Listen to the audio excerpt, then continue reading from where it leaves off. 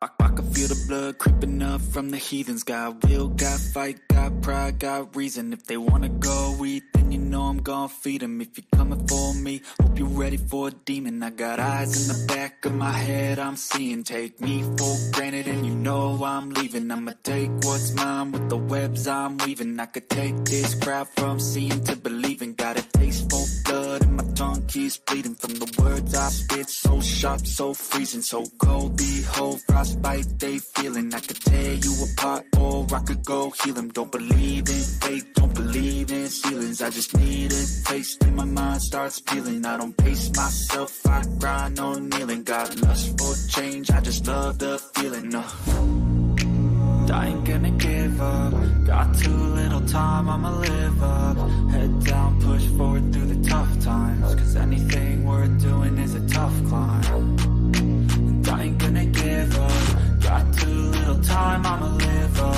Head down, push forward through the tough times. Cause anything worth doing is a tough climb. Cause I'ma live life for the fight, yeah, I'm here to get it. I got drive, got sight, always have a vision. I go by at night, I be in my feelings. I'ma be fine, need time, and I'll soon be winning. I live life for the fight, yeah, I'm here to get it. I got drive, got sight, always have a vision. I go by at night, I be in my feelings. I'ma be fine, need time, and I'll soon be winning. I can feel the blood creeping up from the heathens. Got will, got fight, got pride, got reason. If they wanna go eat, then you know I'm gonna feed them. If you're coming for me, hope you're ready for a demon. I can feel the blood creeping up from the heathens. Got will, got fight, got pride, got reason. If they wanna go eat, then you know I'm gonna feed them. If you're coming for me, hope you're ready for a demon.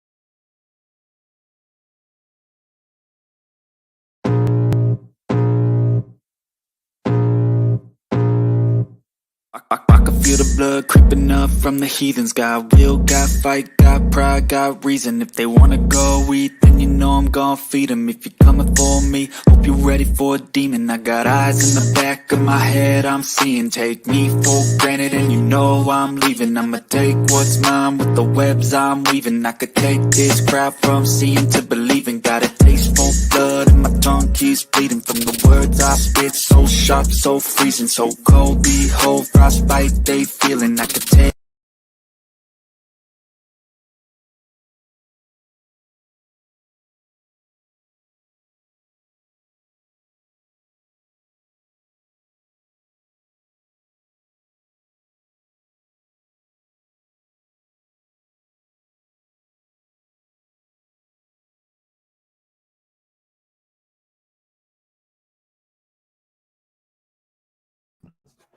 Hello, beauties.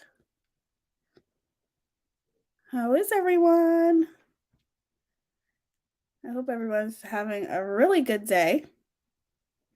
I know it's different times for everybody, so the reason why I pushed the live back that I was going to do today about Megan Schumann is because I really wanted to be at the um, is it the cash garment? I wanted to be there. I felt that it was respectful. I wasn't able to be there the whole time, but I just didn't want to have a live the same time, as they did. So that's why I pushed it back, just out of respect. And then I just decided just kind of to do like a little after show. I'm not going to keep you guys long, just to see where you guys are at and to express our thoughts. And we will for sure be doing the Megan Schumann live stream tomorrow because it's important. I'm going to be talking about a lot of important things. And I'm excited of the things that we're going to be talking about. They may not be the best topics because, disgusting people aren't necessarily fun to talk about, but it's necessary, And I think that this has been a huge reality check for me because for a while there, it was just me paying attention to Katie, and although I still think that Katie is toxic and I still think she's problematic, and of course I will still be covering her, but it gave me a reality check on there's so many creators that are toxic besides Katie. And I think God wanted to give me that reality check. I think God puts you in certain places for a reason. And I have learned so much and met so many amazing people. And that's what I take. Look at I look at this in a positive way because of so many people that I've met. I've met some really amazing people who are just as passionate because there are other creators out there, you guys, that are hurting people, not just Katie, even though Katie still is.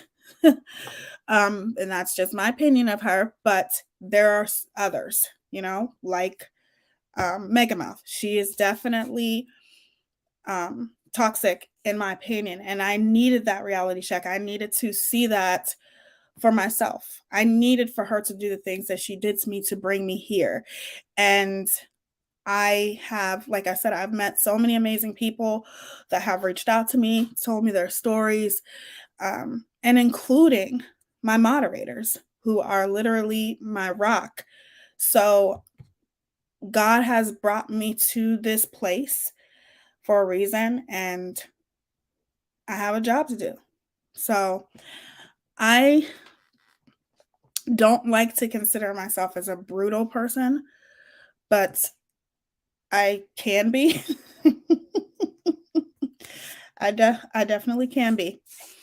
I can be very mean, but I think the surprising thing about me is I can be very mean, but in that same sense, I don't have to drag you to do it. I can drag you without making fun of your looks or making fun of your lifestyle. Like I can literally drag you as a person and your character, and I'll have you crying, and I try to hold back with that, but I think that you guys are going to start seeing something different, a different side of me. And I'm not saying like a bad side or anything like that. I think more of a side of being more open and honest of how I feel as I'm watching things, because not only is Megamouth conniving and condescending and manipulative, and I think the major thing is that she's manipulative, and I think because she would have to be manipulative to be able to control her audience and to have them look at things. Hey, Robbie, how are you? To control her audience and have them look at things the way that she wants them to look at it, as far as controlling the narrative and perpetuating her false narratives and always flipping things to fit her agenda. It's very, very, let me say, interesting to watch. Very intriguing to watch. Let me put it that way. The lengths that people will go to change their story, to get people to manipulate people, to manipulate the masses into going along with what they're doing, is quite interesting to me. Please pray for my parents if you don't mind. They live in Inglewood, Florida, right where the hurricane will be landfall. We are praying for Florida. You guys, everyone, please pray for Florida. I know that they're having a hurricane, and everyone in Florida is in our prayers. Please be safe. I just heard about that not too long ago. So prayers to Florida for sure. And your parents will be in our prayers. Okay, so I'm going to get my drink really quick and then we'll get started. You're going to hear silence, but that's just because I'm getting a drink and it'll be on mute.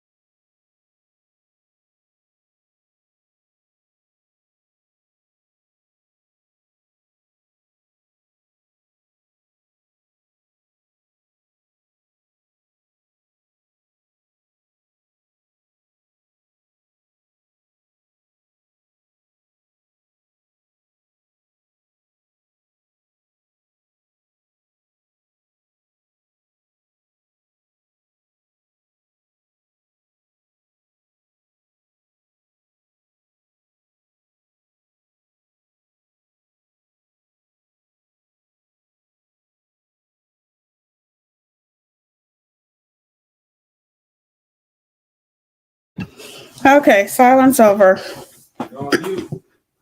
I know it's on mute. I put it on mute.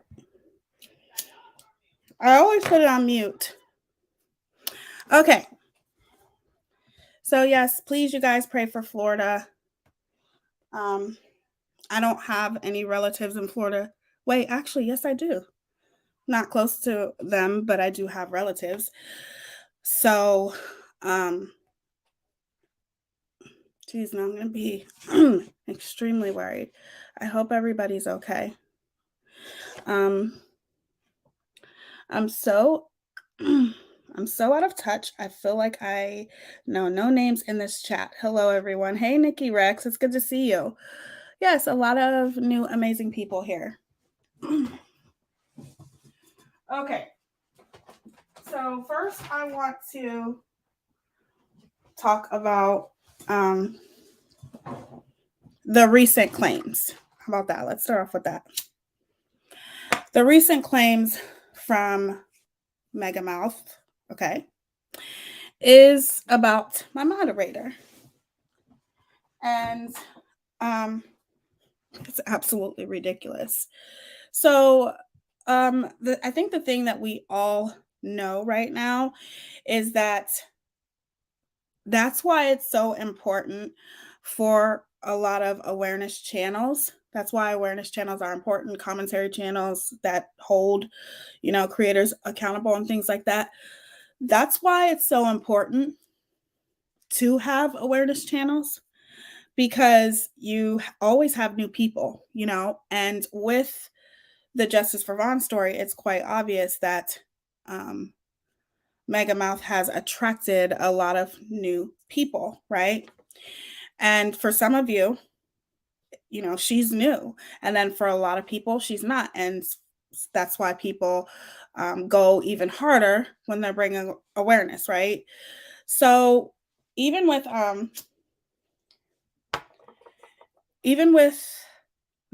this entire situation, I'm kind of new to her too, because like I said, I showed you guys when she was on my panel a long time ago, but I never watched her. I didn't know who she was. I didn't know she was a wannabe reality TV star. I didn't know anything about her until she came on my panel that day. And after she was on my panel, I never spoke of her again until we ended up having a mutual friend and moderator. So I didn't know who she was. So I was new to her as well, because I really didn't care about her. She's completely irrelevant to me, and she still is, except for the things that she's doing. What she's doing and hurting people is relevant, right? But she herself is not. So then when I was introduced to her again for I'd say the second time, that's when I started really getting to know her. Now, don't get me wrong, even when once I figured out that we had a mutual friend / mod, I still paid attention to a lot of the things that she did. Like with the Gabby Petito case. That was very popular. I can't tell you how many times I've seen that video of her going in their house on their porch and saying, "Here's your dirty laundry," all that stuff. They do anything for clout, you guys. They do anything for clout. But I definitely started seeing a lot of things, but I never really cared nor paid attention because I was doing my own thing. That was covering other toxic creators. And then obviously the Summer Wells case, things like that. And I would always ask the moderator that we shared, like, why does she do this? Why does she do that? And one of the biggest excuses behind all of the things that she has done is she gives away to so many charities. She gives so much money away. She has, she gave, I think, or made $10,000 for St. Jude's. She has live fundraisers for St. Jude's, and she makes so much money. That's great. That's great. So it's very honorable. It's very admirable. It's always good to give to charities, right? It is. However, the bad things that you do, are those things supposed to be forgotten because of you giving away to charities? Because you are holding a fundraiser for St. Jude's and all of these things. So I guess that because you have fundraisers and you make money for St. Jude's and all of these places, that pretty much excludes you from being accountable for any of the bad things that you do, right? So as I have, watched her, once this Justice for Vaughn thing started, I get on her panel and, she was nice up until she wasn't and kicks me off her panel. I think she has her own reasonings for that. And I have my own opinion of why I think she did it. But the point is that once I started watching her, you know how you try very hard to give a person the benefit of the doubt, because you share a mutual friend and because I'm not going to lie, that's great that she gives to charity, right? But then you can't, once you start seeing the bad things, you can't unsee them, right? You can't unsee the bad things that are right in front of your face. I agree. The Real Rant Room, it's a distraction. Those fundraisers and things like that, it's a distraction. But it's very funny to me how everyone else are bullies. They have no life. They're miserable. They're trying to make your life miserable. They have nothing better to do. All of these things, right? But yet, you're the one who's doxing people. You're the one who's bashing and slandering people and making homophobic comments, transphobic comments, pretty much hate speech towards the LGBTQ plus community, trying to act as though being trans is such a horrible thing. You're the one who's doing these things because every day that you get on your channel, it's you talking about someone new. But yet, everyone else that talks about you and calls you out and tries to hold you accountable for your behavior, they're miserable and they don't have any life and they want to be you and they're so jealous of you. They wish that they had a life like you. But here's the thing. Not one person wants to be you at all. I think that people would rather, I don't even want to say that because that could just be very, very, no. What I will say is there is no one that would want to be in her shoes. Not one person. I know I would never want to be in her shoes. I know I would never want to be who she is. I know I would never want to be the horrible, evil, awful person that she is. So everyone who talks about you, they're miserable. Everyone who talks about you, they are disgusting and they're just making things up. But why? Why is everyone making things up about you? Do you really think that you're that special, that people are just making things up about you? That people are just going around and they target you because you're just this wonderful, successful person that lives in a nice house? That's up for debate.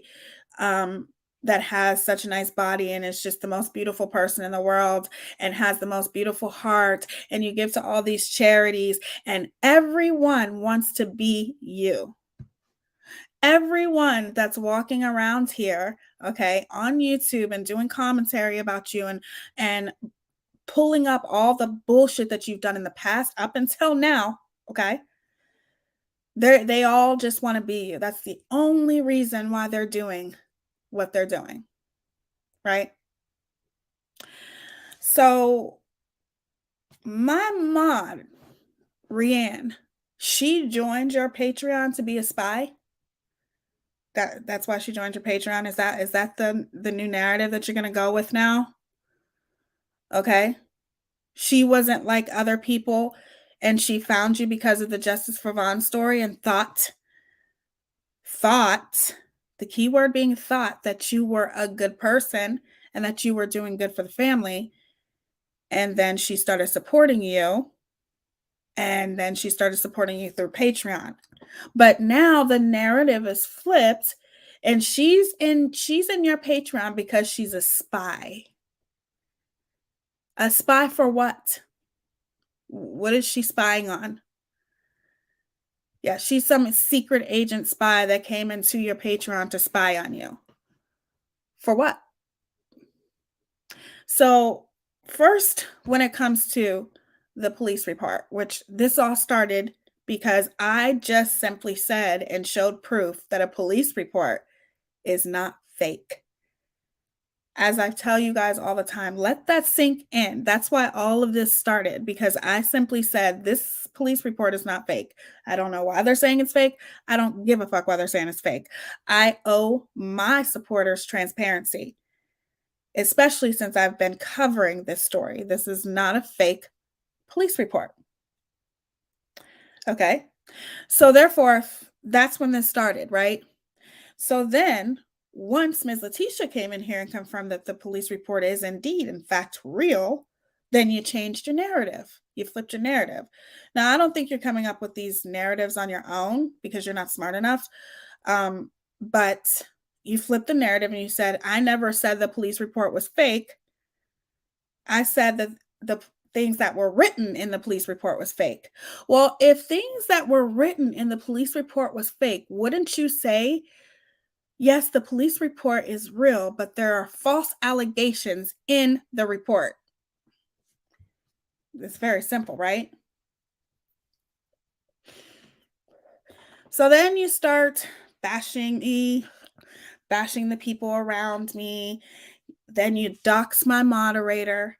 And it's funny how all of your stands, they'll come in and they'll talk all their shit and try to flip the narrative and leave that one comment, to think that they're changing people's mind. You know what I do with those comments? I fucking delete them.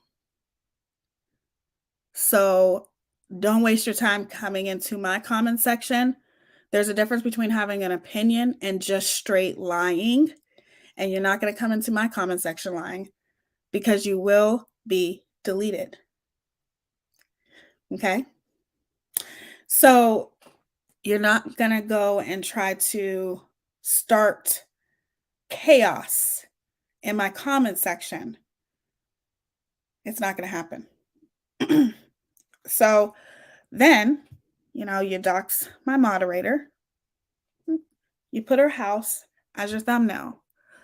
And my moderator, being the courageable person that she is, the courageable woman that she is, said, I'm going to bring awareness to this. And yet still till this day, after several days, my moderator's house is still your thumbnail, which shows that you don't give a fuck. You think you're untouchable. But your excuse as to doxing her is she's a spy.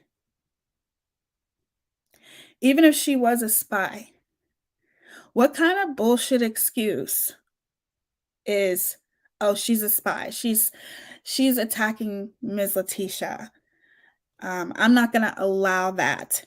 You using Ms. Letitia for your BS narratives, your false narratives, and using her as your fall guy for everything and all the bullshit that you've been doing, it's getting old.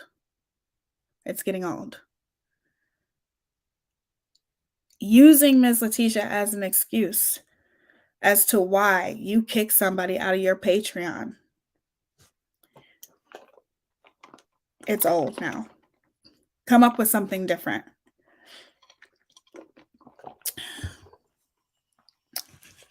I had one of her minions comment on my live when it was done tonight, saying it's not cute and I should get hearing aids because I'm deaf in one ear. Disgusting. Absolutely disgusting. And I'm sorry they said that to you. What I will say is they only come in when they can perpetuate her narratives, because it's funny to me how I leave a community post And one of her stands comes in on my community post and leaves a comment saying, "This is really low, Teaya." The fuck? This woman has been bashing me along with so many other people, but you have the audacity. She's been bashing me and going lower than any person could ever go here on YouTube, and you're coming into my comment section saying that I went low? That's nothing. You haven't seen anything yet. Funny how she trash talks people that want to see receipts for Vaughn's fundraiser, but ask her about wanting a receipt for her donation to Gabby's foundation. She was furious, not getting a receipt. Yes, Rachel, you're spot on with that. She doesn't have a new case to suck dry, so she's going over BS to pump up anger and keep her Patreons giving her money. You're right. That's a foul comment when my son is deaf in one ear. Absolutely, that's foul. That's horrible, but that's what I'm saying. They're disgusting. They have no morals, no integrity, no values, no self-respect. Okay? None. So now the new narrative is that you doxed my moderator because she's a spy. So she wasn't in your Patreon because she found you through the Justice for Vaughn story and liked you at first until she figured out who you were. No, she was in there the whole time to be a spy. It's actually pretty pathetic how you think your people who watch you on a day-to-day basis, it's really disgusting how ignorant you truly think that they are. It's really disgusting how you don't think that the people who watch you are smart at all. At all. Because if they were, and they were watching this whole entire thing, which I know a majority of them have been, and the only thing that they will talk about, the only thing her stands will ever talk about is the things that they can perpetuate. But you cannot perpetuate false narratives when the truth is right in front of your face. What do you have to say about her doxing somebody? That's okay, though. That's okay. There's an excuse for that. There's an excuse for every damn thing that she does. Everything that she does. Now, I pick and choose my battles wisely because there are some things that I'll address and there's some things I just don't care to address. But yet here you are still going around perpetuating another false narrative. Narratives. You're always going to hear me saying that a lot because that's what she does. And that's just what a lot of people do. But here you are going around perpetuating the narrative that I was just so pissed off because you called me a trans woman. Which shows me that's what you wanted. You wanted me to get pissed off. You wanted to trigger me. But someone like you, okay, Megamouth, someone like you who is completely irrelevant to me, you don't trigger me, okay? There's nothing you can say or do that's ever going to trigger me because you're nobody to me. So you saying those things, absolutely. The only thing that I was upset about is the fact that you were saying that to me like it's an insult, like there's something wrong with trans women. Trans women are women, period. But you're trying to make it as though I'm so hurt, but I was so mad and I was so triggered. You wish. That's what you wanted to happen, and it didn't happen. So now, of course, you're lying. And it's like the only thing I can think of is, what's wrong with you? Like, what's wrong with you?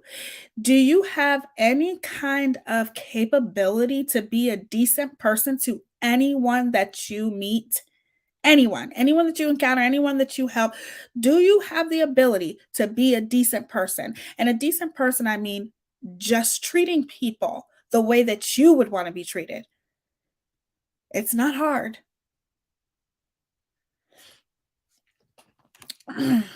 Goose did not deserve M's disrespect at all. I hate people that give M the pass that she's funny. True. Absolutely. Hold on, let me read some comments. She blocked me today because I said she brags about money all the time. I also said Justin is humble. Well, she does brag about money because in her eyes, that's what matters.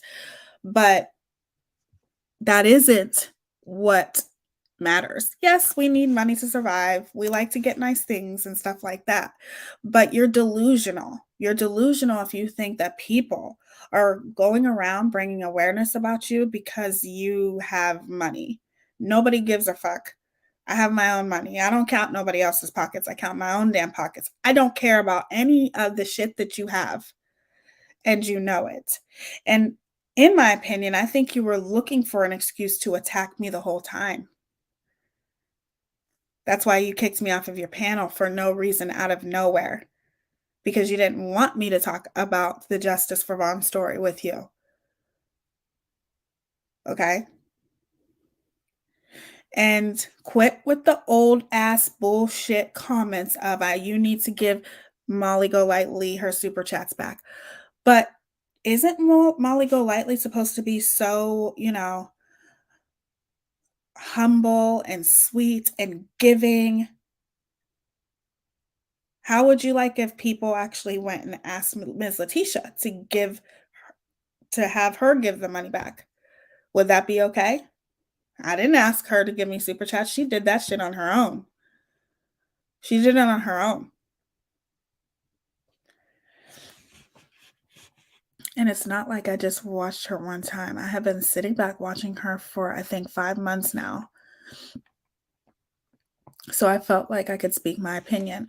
You cannot speak your opinion if your opinion is anything against her, or if you're just giving a general, just giving an opinion in general.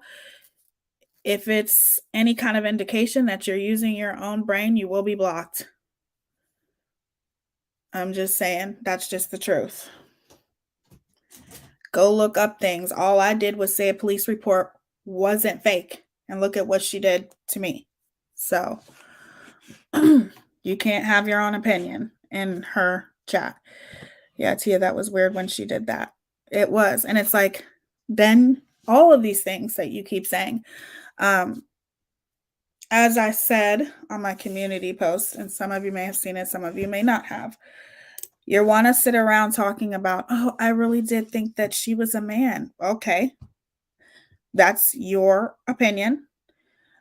Are there things I can say about you? Absolutely. But no, I don't think that's it. I think that that's what you're doing, to continuously think that you're insulting me, but you're not, because I don't give a fuck what you think.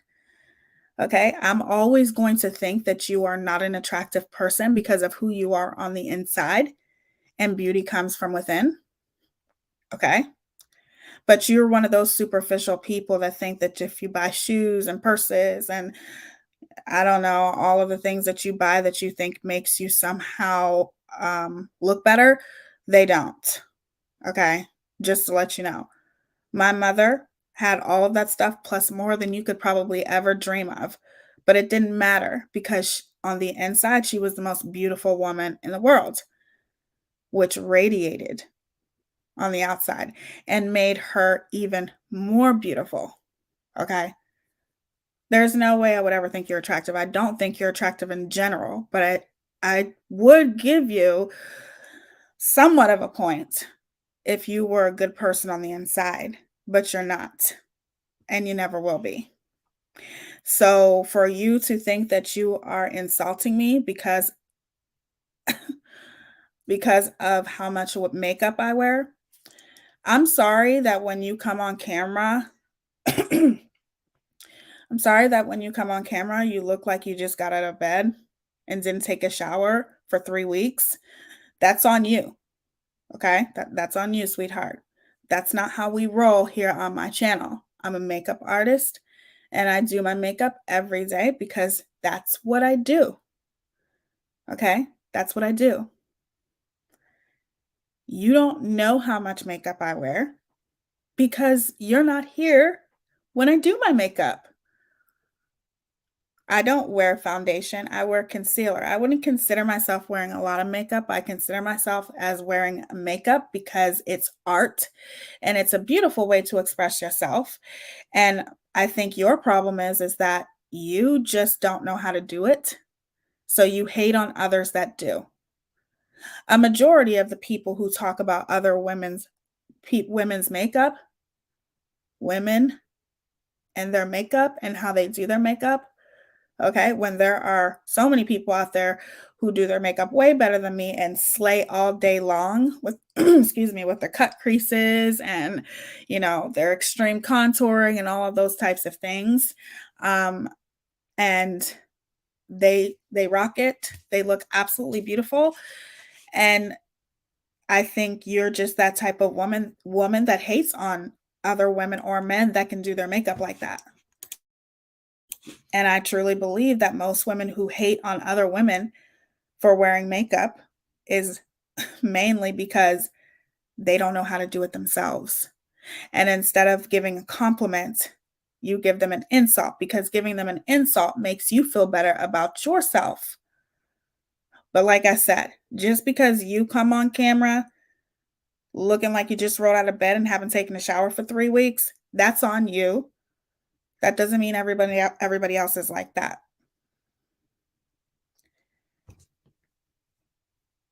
Absolutely. No, not to her. It's more or less for all people who wear makeup. Well, she's not the only one who does that. There's a lot of women who do that. I actually have like so many TikToks about that. Because there's so many women that are always shooting women down who choose to wear makeup. And it's like, are you really saying this? Are you shooting women down because you just don't like makeup? Or are you shooting women down because you don't know how to do makeup like they can? That's how I look at it. Because at the end of the day, makeup is not that serious. It washes off. It washes off. Every night before I go to bed, I wash my face. It's not that serious. So for women to make it so serious, to me, women like her, I think it's because she just doesn't have the capability of ever having that type of talent. When she wants to get her makeup done, she actually has to go pay and get her makeup done. And I'm not knocking anybody who has to go pay. Do your thing. But don't hate on the people who don't have to go pay to slay every day. And I'm almost sure that you couldn't afford to get your makeup professionally done every day. Yeah, I don't think you could. I think you'd be broke. And that's a shame, you know. You should give money back. What about the refund? They did, Letitia said, on the phone one day. Hold on. Amber Heard crying, saying she had done refunds all day and had to use some of her own money. Yeah, they're basically saying that with her super chats that I did not ask for, by the way. That's just a prime example of how you can't buy people, Megamouth. People are not for sale. Some people are, including the people that sit next to you every day, but I'm not. You're not going to try to buy me to keep my silence. It doesn't work like that. Nobody can silence me.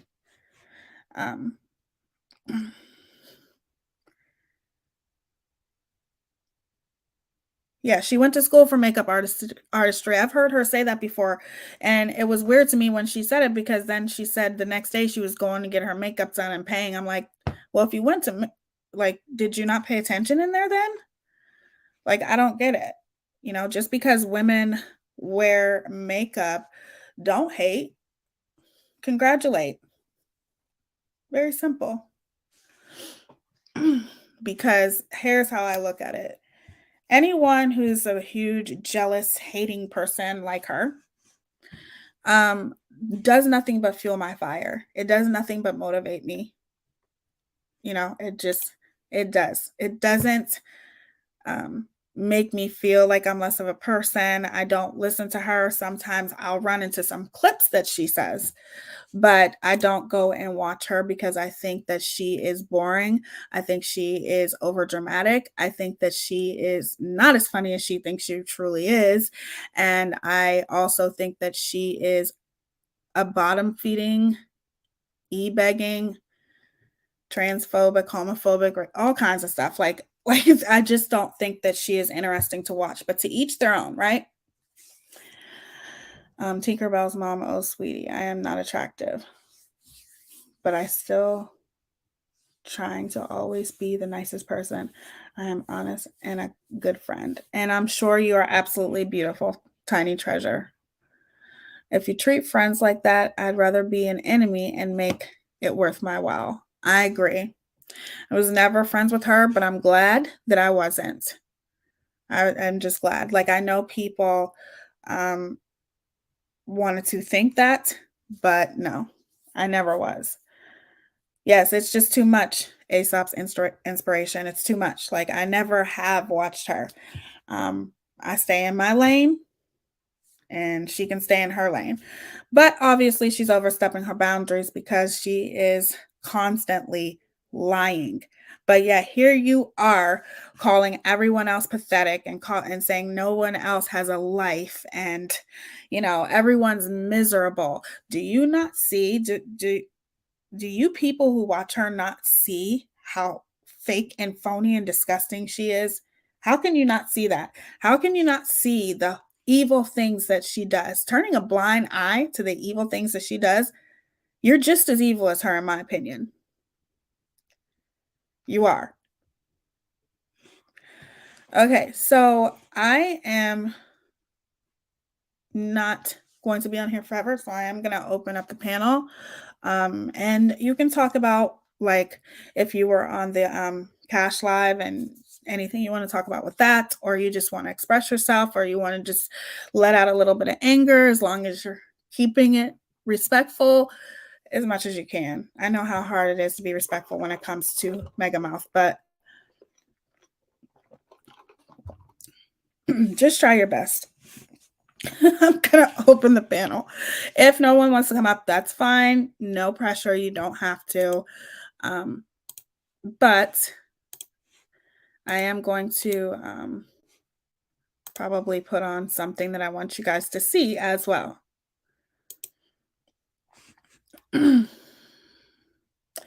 Hey, Commander. Calling all us who sub to you names and saying we're harassing Miss. How are that's what I'm saying. You see how much she's trying to flip the narrative? Do you guys see? Hold on. Do you guys see how she's continuously trying to make it seem like we are the bad people and Stranger Clegan, we're the bad people. Hold on one second, Stranger Clegan. We're the bad people and we're over here bashing Miss Letitia. That's how she wants to make it seem. And what's funny is we back up Miss Letitia, but there's something I do want to say about that too. I know, honey. I'm glad you're coming up. I'm very happy. Hi, beautiful. Hello. How are you? It's good to I'm hear your good. voice. How are you? I'm good. Changed my picture just in case Megamouth has any ability to work out a picture from 20 years ago when I was last on live. So I changed the picture. Just in case.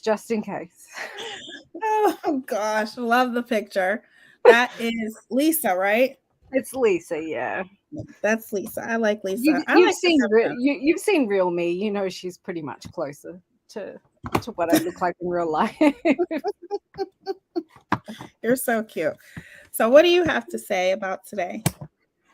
I think it was, I had both lives open. I had the Cash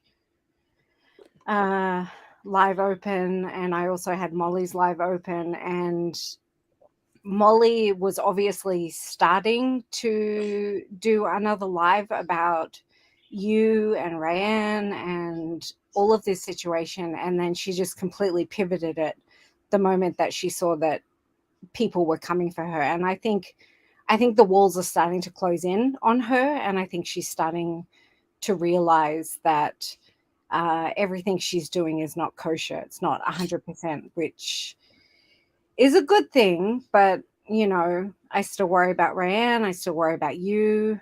I still worry about all the other people that she's doxing. It just seems to be pathological at this stage. Also, You your don't have hair, to. hello. What'd you say, honey? Your hair is gorgeous today. Oh, thank you. I'll try to leave it like this for a while. Wait, you don't have to worry about us. We're strong and we have you. I know, but I still worry. Hold on 1 second. I have to grab something. So just talk to everybody. Oh, hi guys. It's me, Stranger Clegane. I've never been the head of a panel. How is everyone going? Is everyone okay? Praying for Florida. We've got a typhoon about to attack us again here in Japan, but that's pretty standard for this time of year. It probably won't be anything, but you know, I hope my accent isn't too stressful for all of you. Oh, please, girl. I was just out there telling my fiance, because he's, watching and nodding. I'm like, she has the most cutest accent. She's so cute. I love your accent. I love Australian accents. I just do. They're beautiful. I'm not too Steve Irwin, hopefully, even though we're from the same state. But yeah. Right. Yeah. And I'm sure your wife loves your accent too. Well, she's very American. She's from the Midwest. So Brandy MUA is from Detroit as well. So I know Detroit very well, very, very well. And Ohio as well. She went to school in Ohio. Did she? What school? And thank you so much, Objection Trickery, for the $2 super chat. It says, you'll get your backdrop down one day. It's so different. It seems like it's so different every time, but I make it work. Okay, go ahead. Sparkle, come up. You should come up. Yeah, it's Sparkle's turn to come up. It's definitely. I think she has a lot to say. So what school did she go to in Ohio? She went to Kenyon. So she went to a small liberal arts college. So she would drive from Detroit to Ohio every day, just to go to school. But we visited relatives in Ohio, and I just remember a lot of corn. So I don't know where you are, but just a lot of corn. And I felt like I was in a movie, like I was watching an American movie of some kind. Like, it was very beautiful. Ohio's nice. It's not as fun as other places, probably like where you live and most people in Ohio. There's really nothing to do here. But then when you go into places like Columbus and things like that, it's not bad. But there's not a lot of opportunities here in Ohio. Oh, that's a shame. It is. It's just not big, very small. There's not a lot of opportunities here for foreigners, as you can imagine. You can teach English. I was working in the travel industry when COVID hit, but unfortunately, I got let go. So I'm working as a freelancer now. But my partner speaks fluent Japanese, so she's able to work for a Japanese company and quite a good one. So I think opportunities are what you make of them. Absolutely. Kenyon College in 1981. My gosh. Paul, what's his name? Paul Newman, the famous actor. He went there, and also John Green. I know that. That's all I know about Kenyon. But anyway, we should be focused on what's actually happening with Megamouth. Well, what I will say is that I always wonder. I think my curiosity is not necessarily with her. My curiosity is always with the people who go along with her. Justin. Yes, and the people who watch her, because I observe. I'm an observer. So I'll sit back and observe, and I will watch people literally, they'll come into my chat, not necessarily my chat, but my comment section, when it's done, and they'll say things obviously to trigger you, right? But they won't say too much when you're putting up proof. They won't acknowledge it. They won't say anything. And one of the clips that I saw a little bit ago, or may have been yesterday, I don't know, but it's she was saying something like, I have somebody looking up one person and then another person. Who did she say she had somebody looking up? It may have been who was live, Cash. It might have been Cash and then one other person. Why is it that the people who watch her think it's okay when she sits there and says, I'm looking at this person, I'm looking at that person? It is obvious that this woman thinks that she is completely untouchable. Yeah, absolutely. Especially if you can go head on about, your day, put somebody's house up as your thumbnail and leave it there. Most people that I've ever seen who doxes, what they'll do is they'll put it up long enough for people to see it, or long enough for the person that they're doxing to see it, to mess with them, and then they'll take it down. Like a paste bin or something like that. Like right. Kiwi Farms. Kiwi Farms is a really good example of people who professionally, for lack of a better term, dox people. Right. But this whole thing with Rayanne's house and the thumbnail, it's sick. It's actually psychotic. It's actually psychotic. Like, to think that the live isn't even about Rayanne. Like, she deleted that one about you and about Rayanne and all that sort of stuff. She completely dirty deleted, and then she just randomly puts it on. Like, it just doesn't make sense. Like, we're dealing with someone who really shouldn't be on the internet. I agree. And I don't even believe in cancel culture. Oh, thank you so much, Julie A. You are amazing and beautiful, Tia. Thank you, Julie A, so much for the super chat. And you're beautiful too. I love your picture. Thank you so much, sweetheart. Go ahead. I'm still flabbergasted. Like, how many days has it been? 3, 4, 5? Yeah. And I didn't know that she even did a live about Rayanne or me or anybody. Well, she did one today about Rayanne. I seen that one. Yeah. And it was a little bit sad that she felt that she had to go live while she was in a shopping center, like she was in a clothing store. Like, it just made me really kind of uncomfortable. Like, it was like, this is your personality. This is your entire life, is doxing people and making fun of people. It's pathetic. It is. Yeah. It's 100% pathetic. I seen it on the clip channel, and you know how sometimes they're darker, like they change the color of it and things like that. But it's just funny to me how it shows very blatantly, like somebody had said a couple seconds ago, that people are afraid to say anything. They're afraid to leave or anything like that because they're afraid that they're going to get doxxed.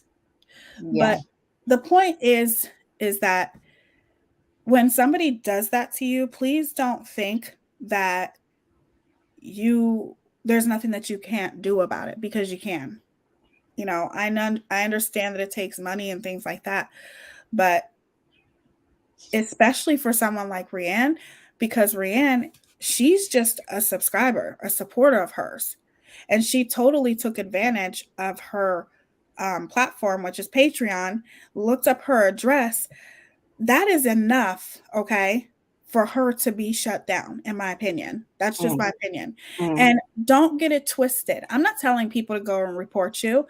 What I said was, okay, even though it doesn't matter because you get everything all twisted up to fit your narrative anyway. But what I said is that if you were doing hate speech and it was making people feel uncomfortable, that I would report you, because you have no right to go around doxing people, and you have no right to be doing hate speech against trans women in the LGBTQ plus community.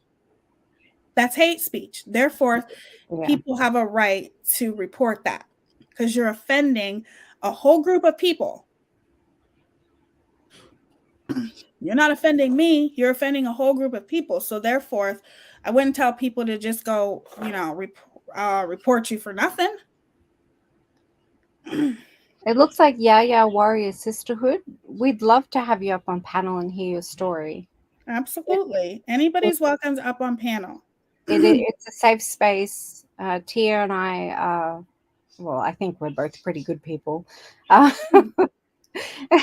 We are. So please come up. We'd love to hear your story. This is a safe place here. We do not judge anybody or anything like that. We want you guys to have a voice. That's why I continue to work to make my chat a safe place where people can come and express their thoughts and opinions, even if they don't align with everyone else's. It doesn't matter, as long as you're being respectful. Yeah, maybe drop the link again, Teaya. Okay, I'll drop the link again. There we go. Here, let me paste it. I'm super shy, so the only live I'll ever go on is Teaya's. Like, absolutely. Even though I had a dream the other night about Megamouth and going on her live and telling her what's what. Did you seriously have a dream? I did. You know what that means. What?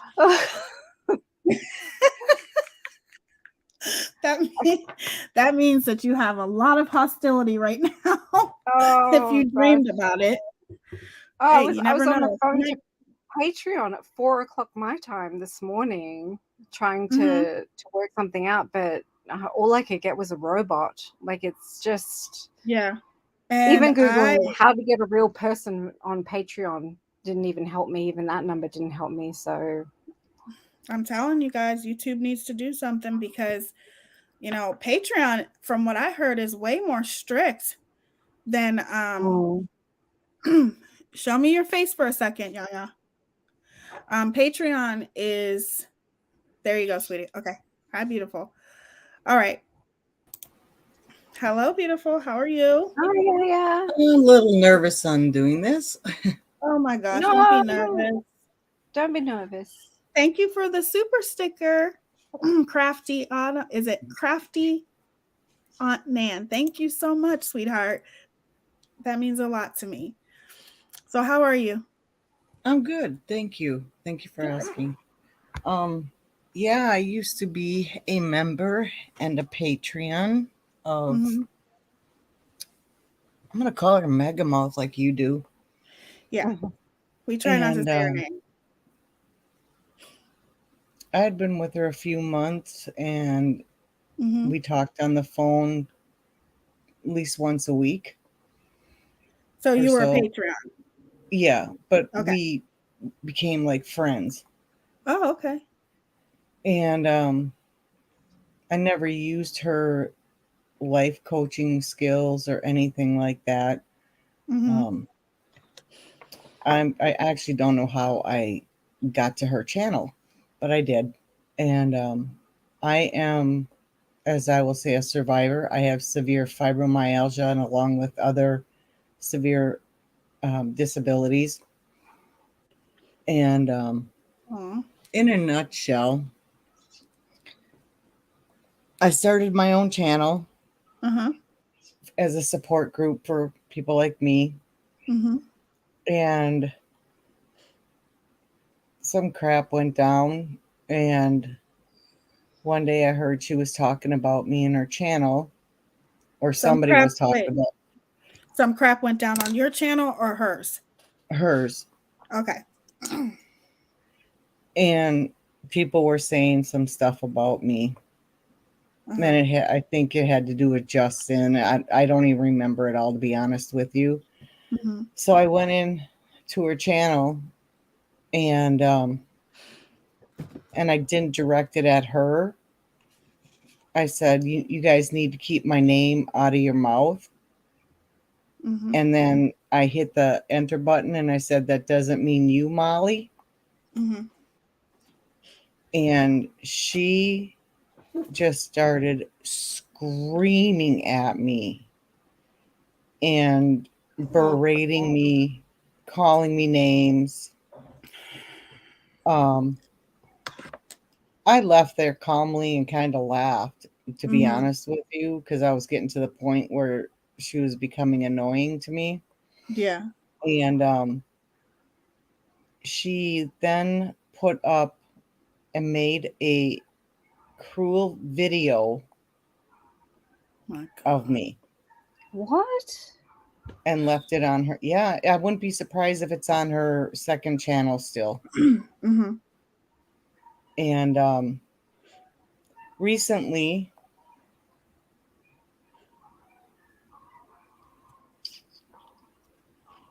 she trashes me all the time. Her sidekick went into another channel one day and wrote in chat that I'm the C word. So they're This is following you Justin. around. They're following you around, harassing you. Was this Justin or one of her? Yeah, Justin. Yeah. Justin. Okay. It was Justin called you the C word? Yeah. Are you Oh, sure? wow. Oh, yeah. I have screenshots, everything of it. People were sending it to me.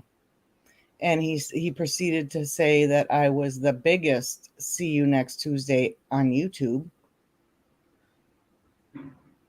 So, Oh, what exactly did you do to her? Probably nothing. But I did what is nothing her to excuse? her. I did nothing to her Okay. besides going into her room, her chat, and I was telling the people in chat to leave my name out of their mouth, and she Right. took it personally. Mm-hmm. Is what happened. Recently, she did a video or did a live and accused me of. She said that I have lied about all my illnesses and they're all fake and made That's up. who she's talking about. Yes, ma'am. And that I made a MGL bashing channel, which is not what it is. It's a support group for people with chronic and autoimmune diseases. Right. There's been a whole lot more. I had met someone who did documentaries, and he wanted to partner up with me, Mm-hmm. and we did. And I later found out that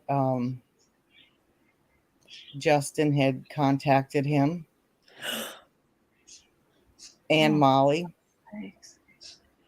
and this person now has a cease and desist letter on me. what? What? Mm-hmm. But why does Yep. he have that on you? You didn't do anything. Because I got upset with him, and I was trying to talk to him, and I was emailing him or texting him, and I wasn't bashing him like he says I was. A lot of people were bashing him because what he did to me. He basically said, I no longer want to do this partnership. And it was Basically, he didn't want to have anything to do with you, though, because of what them contacting him. yes, that Oh. is in my opinion. Yes. Yeah.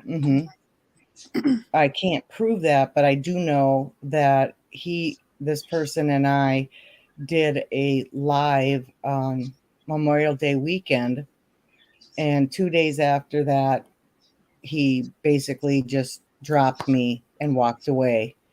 And when he was on Megamouth's channel, he said that Justin had reached out to him that weekend. So I put two and two together. Right. And then Megamouth had him on her channel. Mm-hmm. That was the day that she faked or had that stroke or whatever it was. And she doesn't stop. So this all happened because actually I'm getting a misunderstanding because you did a video and you basically did a video. Oh, she did a video About me. Right. But didn't she think that you were talking about her in some way? That's why she did the video? No, people in her chat were saying bad stuff about me. Mm-hmm. I went into her chat and said, leave my name out of your mouth. Not for you. And it's not you, Molly. Right. And she took it the wrong way. And like I was talking to her and just berated me. She put personal information out in this video about me that I had talked to her on the phone about. Oh my God. Put personal financial stuff about me in this video. So she's using Patreon to gather information about people. Like she's hoarding this information, basically.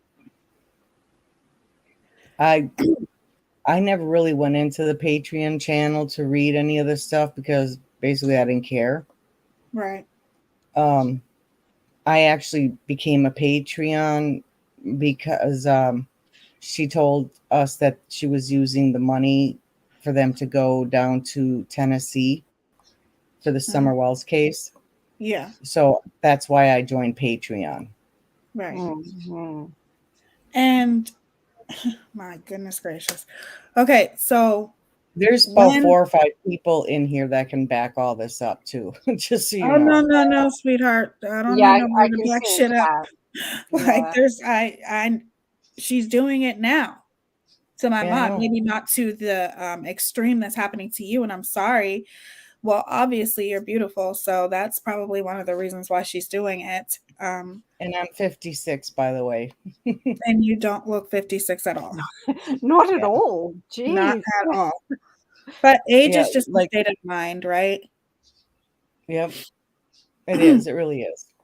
But I'm that's just one of the first things that stand out to me is that you're very, very pretty. So that could be one of the reasons why she's doing what she's doing. But also, you don't have to prove anything because to me, I would never believe what that woman says. She is the biggest liar. She has lied so much. And then you have to think about, I didn't do anything to her either. All I said was a report was real. And look at what she's doing. She hurt me really bad. She really hurt me really bad. I thought she was a friend. Right. Right. And I was new to YouTube, so I was, Well, what I want to ask you is that have you ever seeked any kind of legal advice? No. No. I just don't want to deal with her. Okay, but I'm just telling you that you do have that option because if she is putting your address out there and things like that, she doesn't have a right to do that. No. She has not put my address out there. Okay. As far as I know, she has not doxed me. Okay. I have been doxed. And I don't know who did it. And watching Rayanne and listening to her today and watching Kool-Aid's channel. Yeah, well, Dancing Queen, it's okay because I've told people where I live. I don't have a problem with that. I live in Green Bay, Wisconsin, I don't care. Yeah. But I don't remember what I was going to say. Shoot. I think you were talking about doxing and stuff. Oh, as far as I know, she hasn't put anything out there. Mm-hmm. Like she did go on a live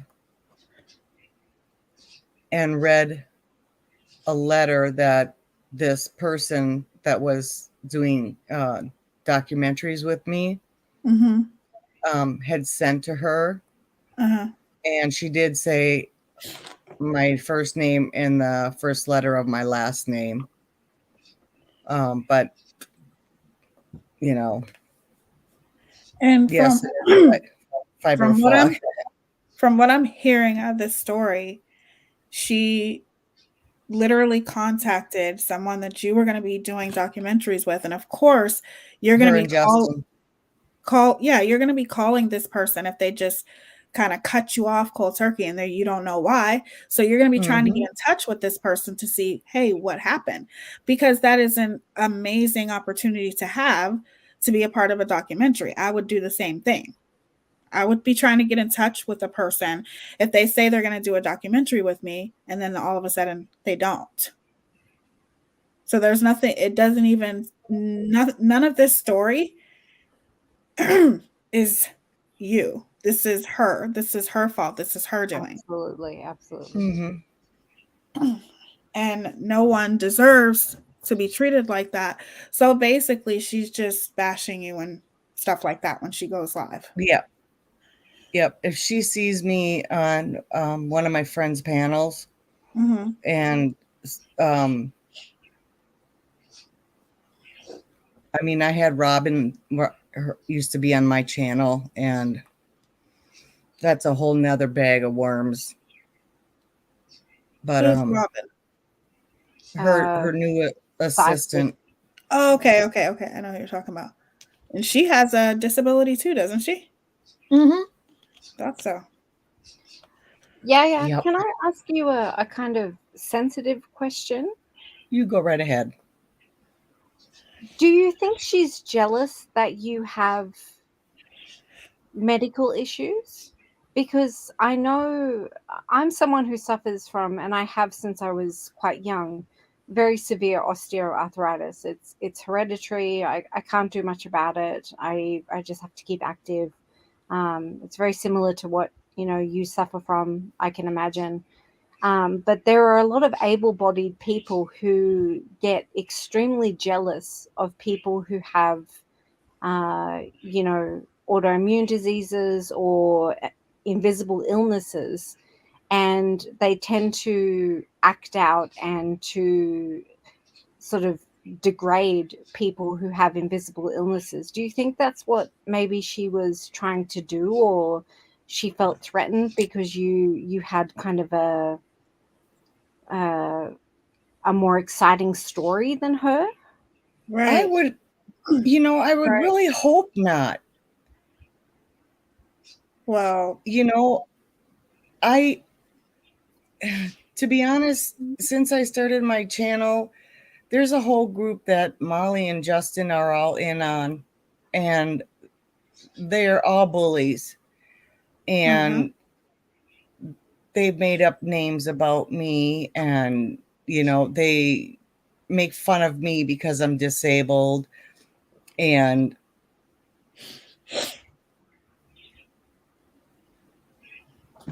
what the hell does Justin have to do with this? Why is he even saying anything? I was one of Justin's mods.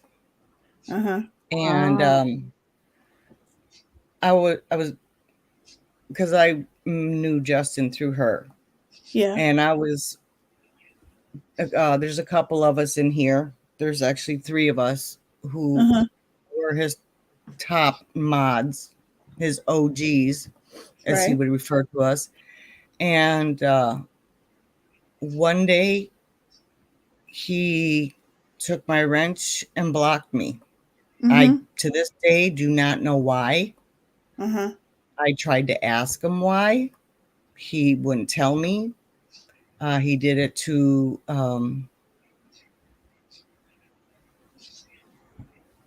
someone who's in here. We don't know why, and we just assumed it was because of this. It's kind of a long story. When I started That's my what I'm channel, saying. Was it before, or did he take this before or after you and Molly started, you and Megamouth started getting into it? right before.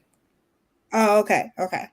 Right before. So this is why I think I'm looking at a question here from Joni. She said, did she give you any heads up that she had turned on you before she went public? No. Right. And you In were fact, friends with her? Yes. In fact, I was talking to her and asking her for help on how to make certain people stop bullying me. And so when I said that in her chat, in my opinion, it gave her the excuse to turn on me because Justin did. What do you think? Do you have, even though he didn't tell you, do you have any idea or why he would take your wrench, or you don't know? I have an idea. When I first started my channel, I'll just put it out there. When I first started my channel, there was a girl, I don't know where she came from, but she started, you know how you get someone who comes into your channel and all of a sudden they're best friend, they want to be best friends with you. Yeah. Okay. And I became friends with this girl. And she would be on my panel she wanted to start her own channel, and I let her do it, drop her link. She was dropping her Cash App. I mean, whatever. I didn't care.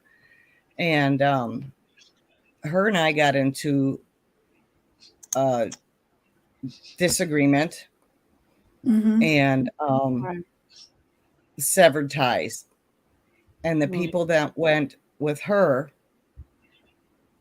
decided they were all going to gang up on me and start bullying me. And Justin went to that side. But why? For no reason. I don't know. Well, what's their side of the story that they tell? What's the reason? Oh, the reason is because whenever I was live, there was like a group of us that were all live together on one panel. And that either on my channel or her channel. And then she started doing her lives in the morning, all afternoon, and then late at night. Well, when was I going to do mine? Exactly. She hogs the airwave anyway. She hogged it.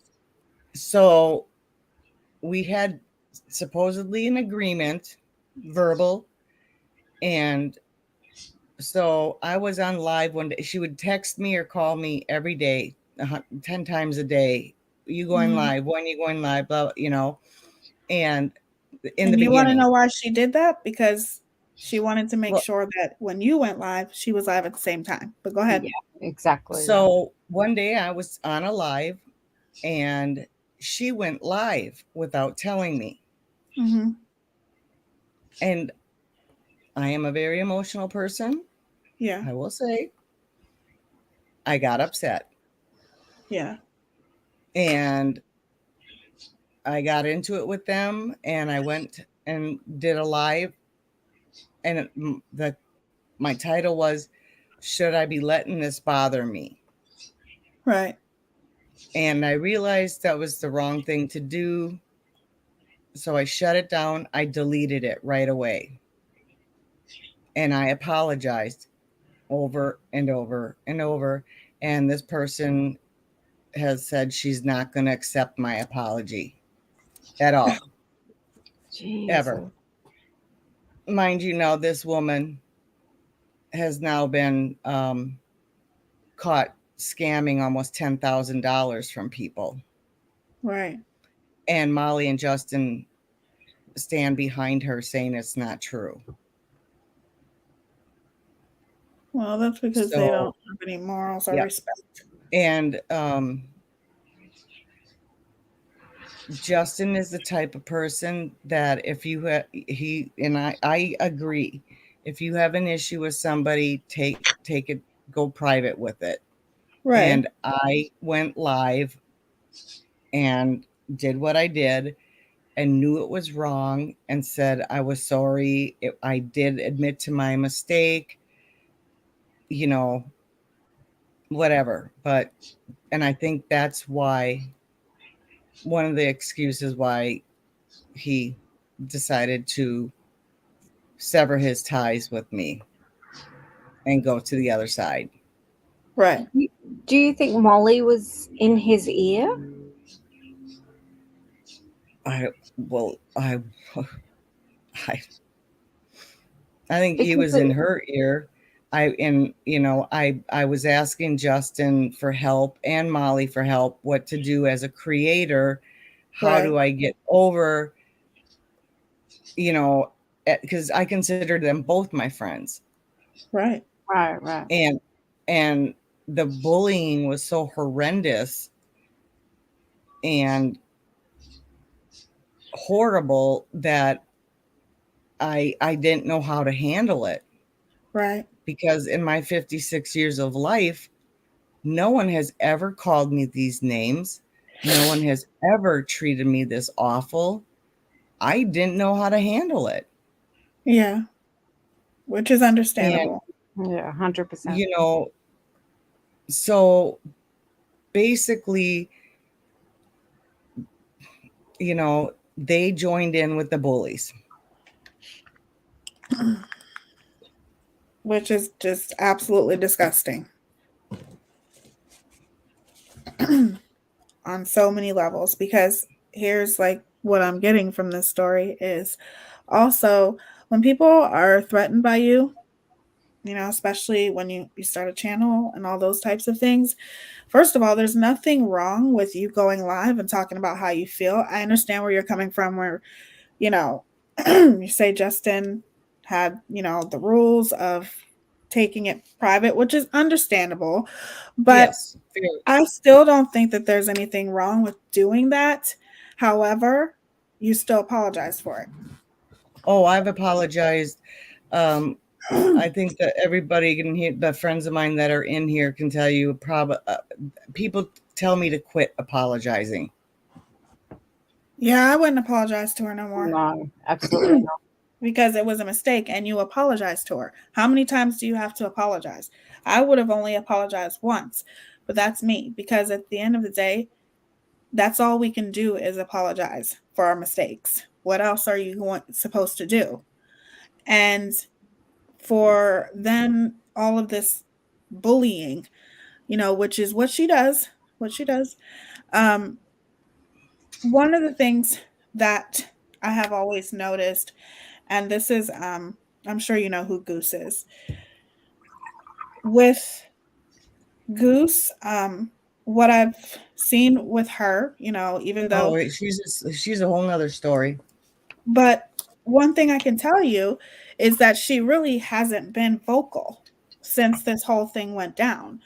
But yet here they are telling and using her name and saying everything. So what type of friends are they to her? Okay, Dancing Queen, you're probably right about that. That you very well could be. There's so many things that, yeah. In my opinion, I also think Molly was mad at Yaya for caring so much about the woman who wanted to K herself. And thank you for being respectful and not spelling that out, Dancing Queen. Yes. She has no empathy. None. None whatsoever. Let me just put something out here. Mm-hmm. I have made many mistakes. I'm not a perfect person. I don't claim to be perfect. I have said and done things, out of anger. You see what you're doing? You see what you're doing right now, girl? No, but I'm just saying, I'm not. No, let me finish. There's someone who just messaged me. I'm not going to say any names publicly, but they can relate to what you're going through right now. And they've unsubbed. So just to let you know. To me or you?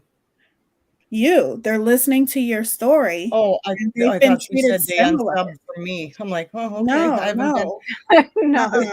They've been treated. So, they can relate, and these kinds of things help. When people come up and they're vocal and they talk about what they've went through, I'm telling you guys, it works. It does. Okay, go ahead.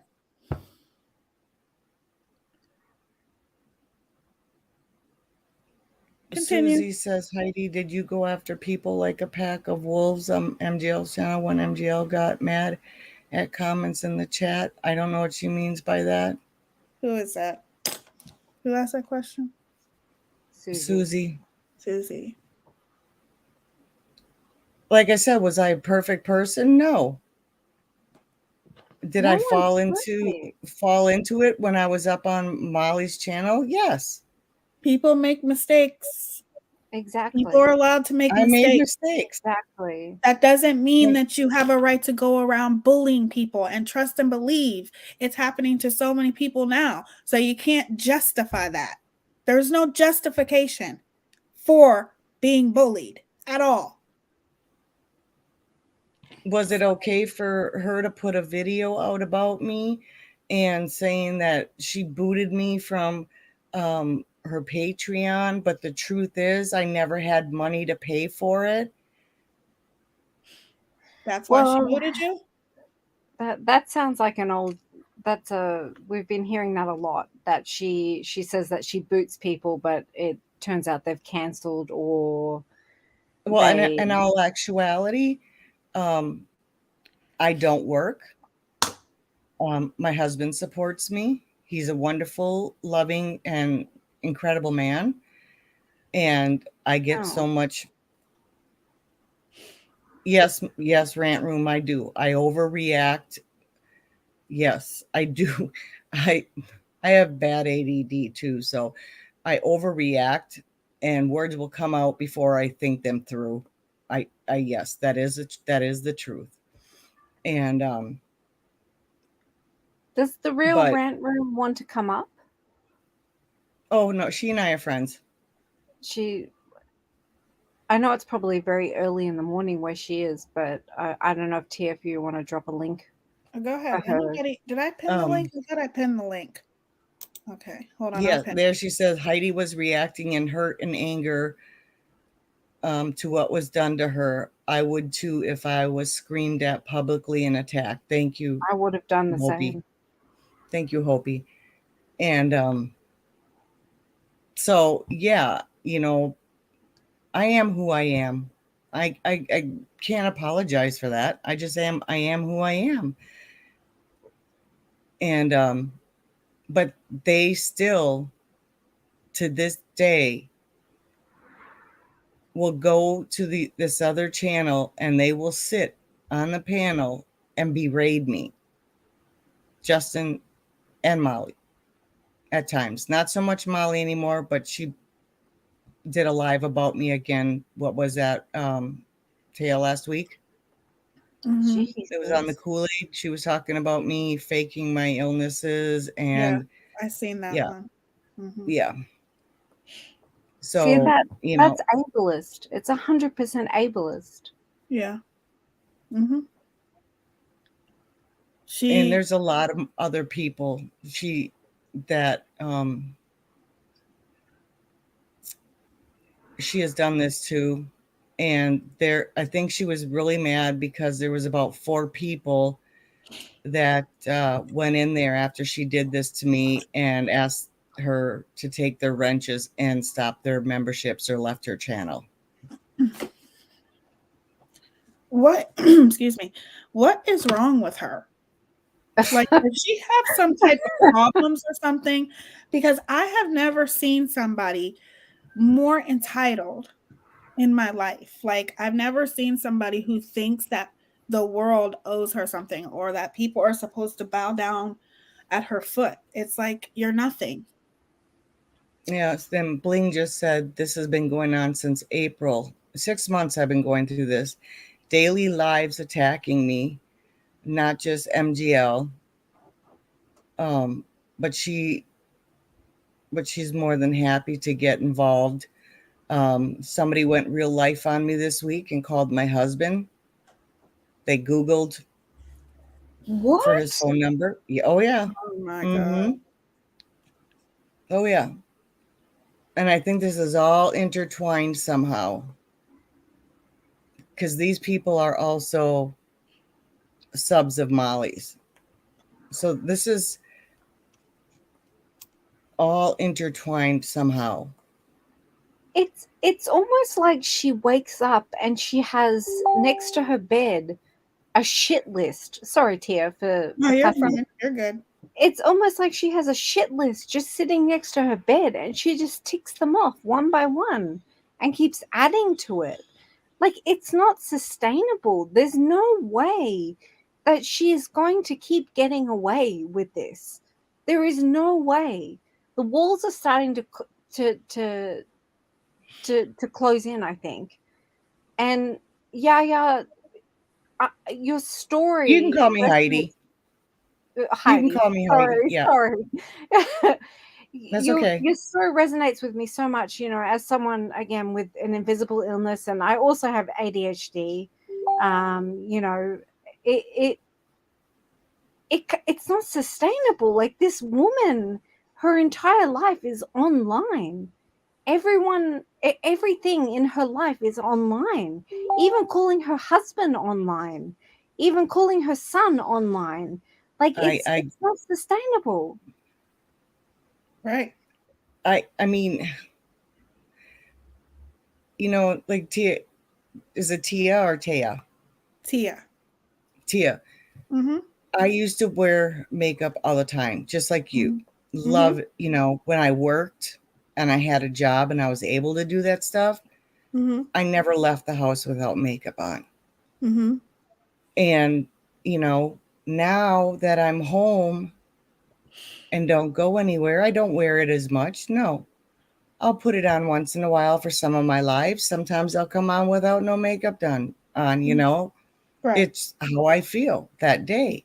Right. And when I don't have an office in my house. So I sit on my bed when I go live. Right. And which now they have you think that's fine? Let me tell you. They got a nickname for me. Bedbug bitch. What? Why? Yes. Because I sit on my bed and they think I'm in my bed all day long. You're getting spammed here, honey. I see that. Yeah, I see that. I'm going to put it on subscribers only. Hold on one second.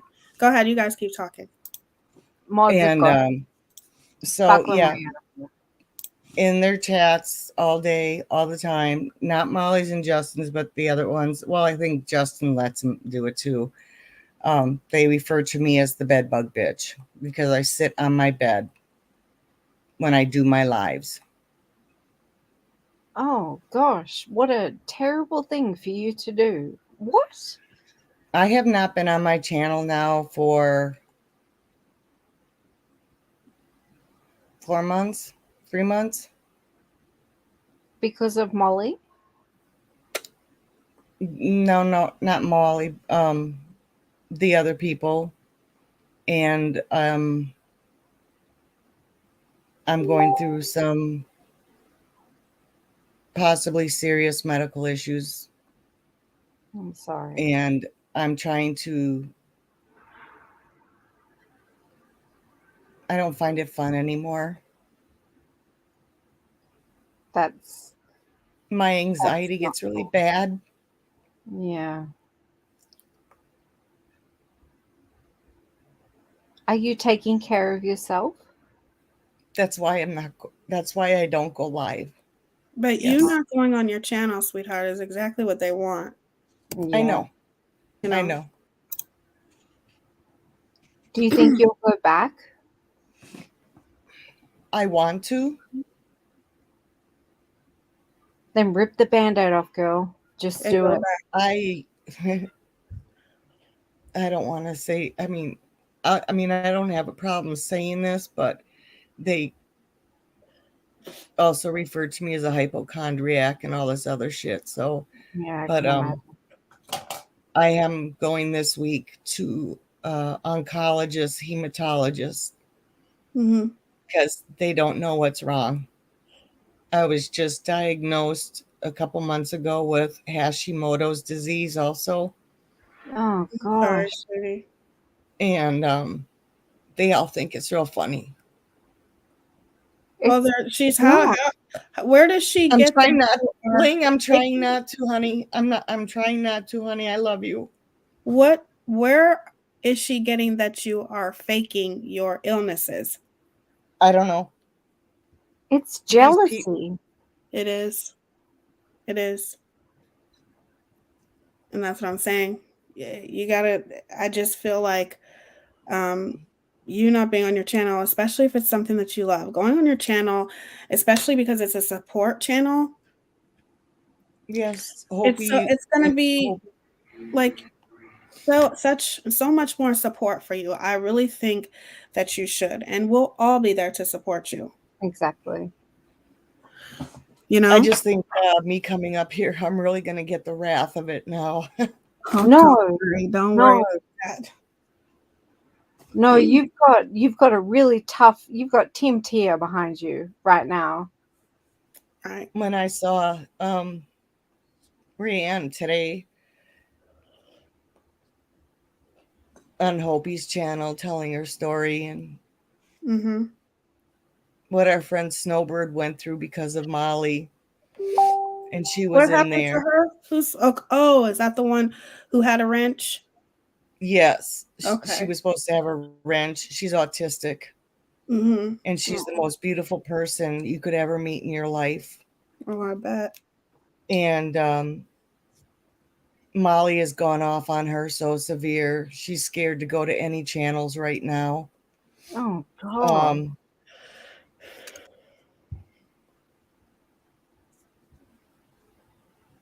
This is not. It's It's not but when I okay. saw Rand today, I'm like, and she told me about your channel, and actually I was subbed up to your channel somehow before. I don't know if I saw you on comment or say something somewhere else, or You might have. but I was actually subbed up to your channel already, and I saw that you were going. Listen, And there are obviously a lot of people who have been affected.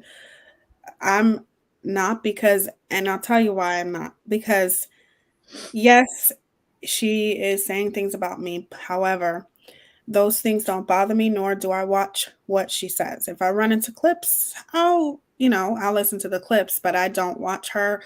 She doesn't faze me in any way, shape, or form.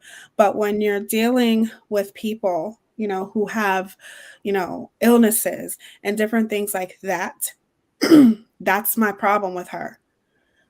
It's yes, dangerous when you are bullying people with her platform, or mm-hmm. because she's using her I platform know, to bully I people. know. And some people are more vulnerable than others. And all I ever wanted was to create a channel to help support people Mm-hmm. who are like me. And it's turned into an F fest Yeah. at times.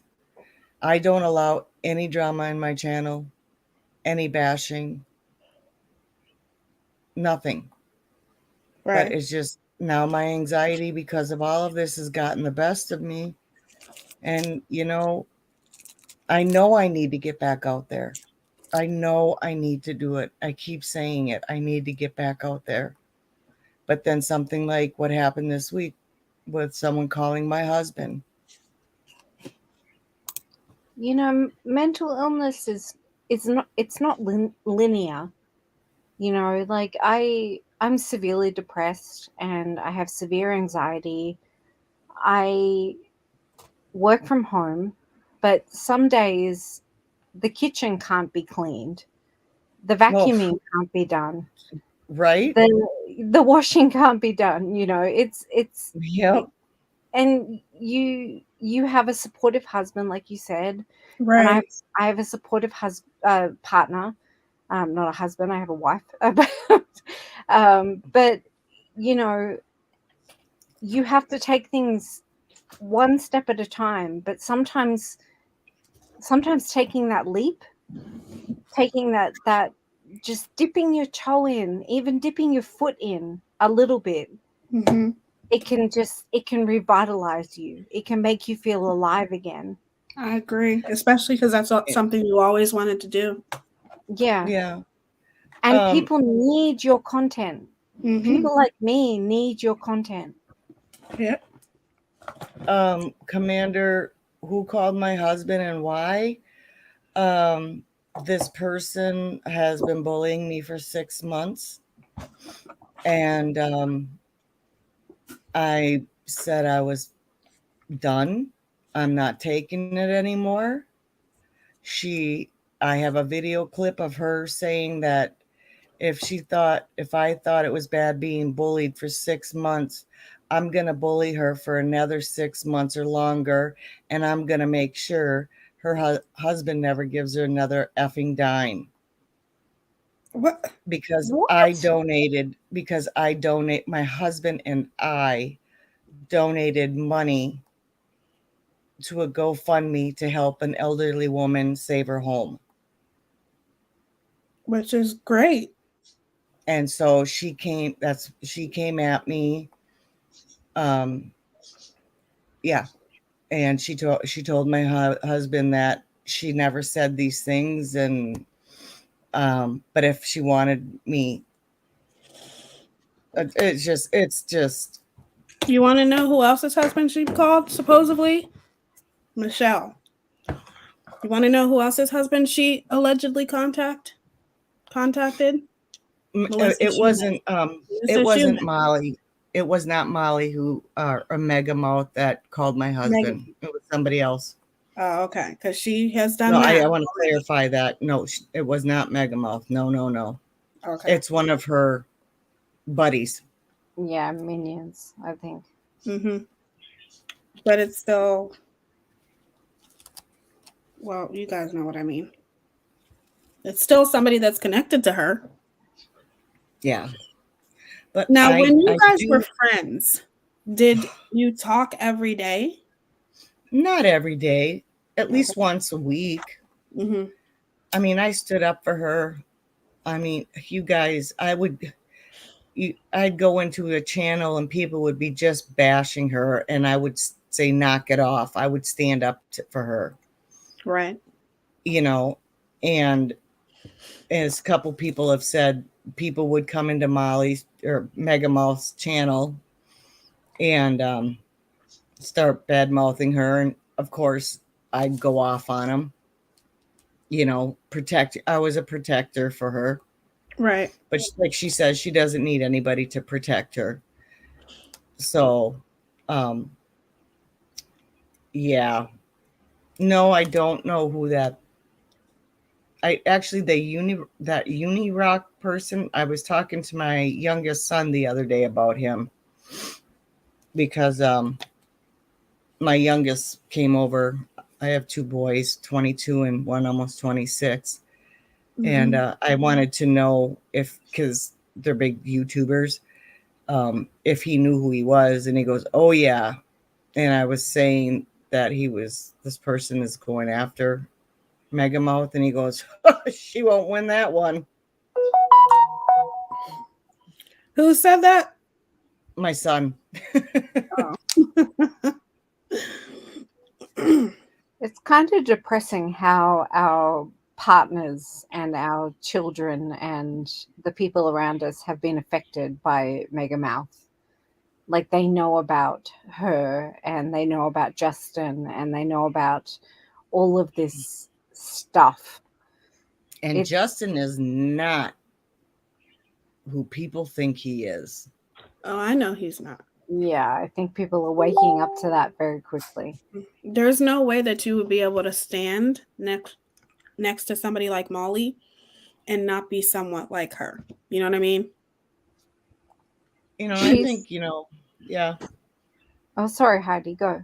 I think, the best thing I ever did as far as that situation was concerned was me starting my own channel, because it got me away from being on her channel all the time. And I think the fact that I wasn't in her chat all the time because I was on her panel a lot and stuff, I think that really bothered her. The whole time I've had my channel, she has come in there one time and said, "Where's my wrench?" Oh my God. What? Yeah, and we were friends. You should have said to her, "Where's my $50 Patreon?" If I could ever get all that money back, I'd be really good to go.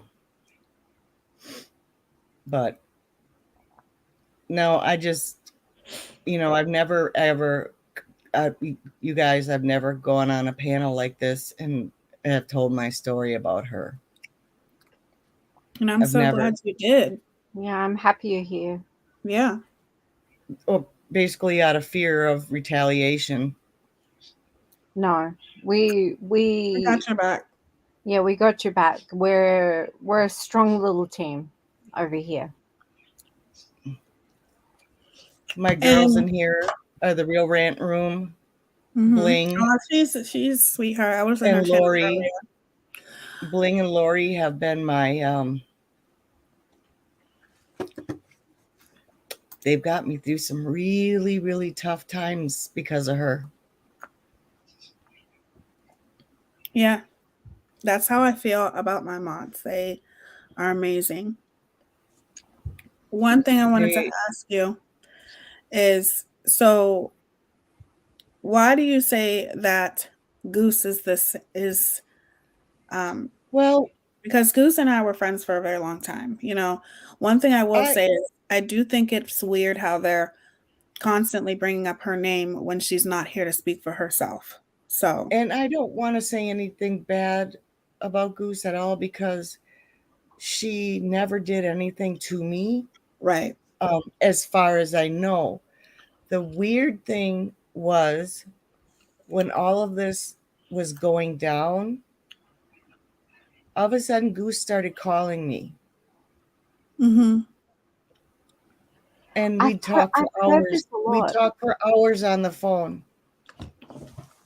And now I'm hearing Goose's name brought up a lot, like you said.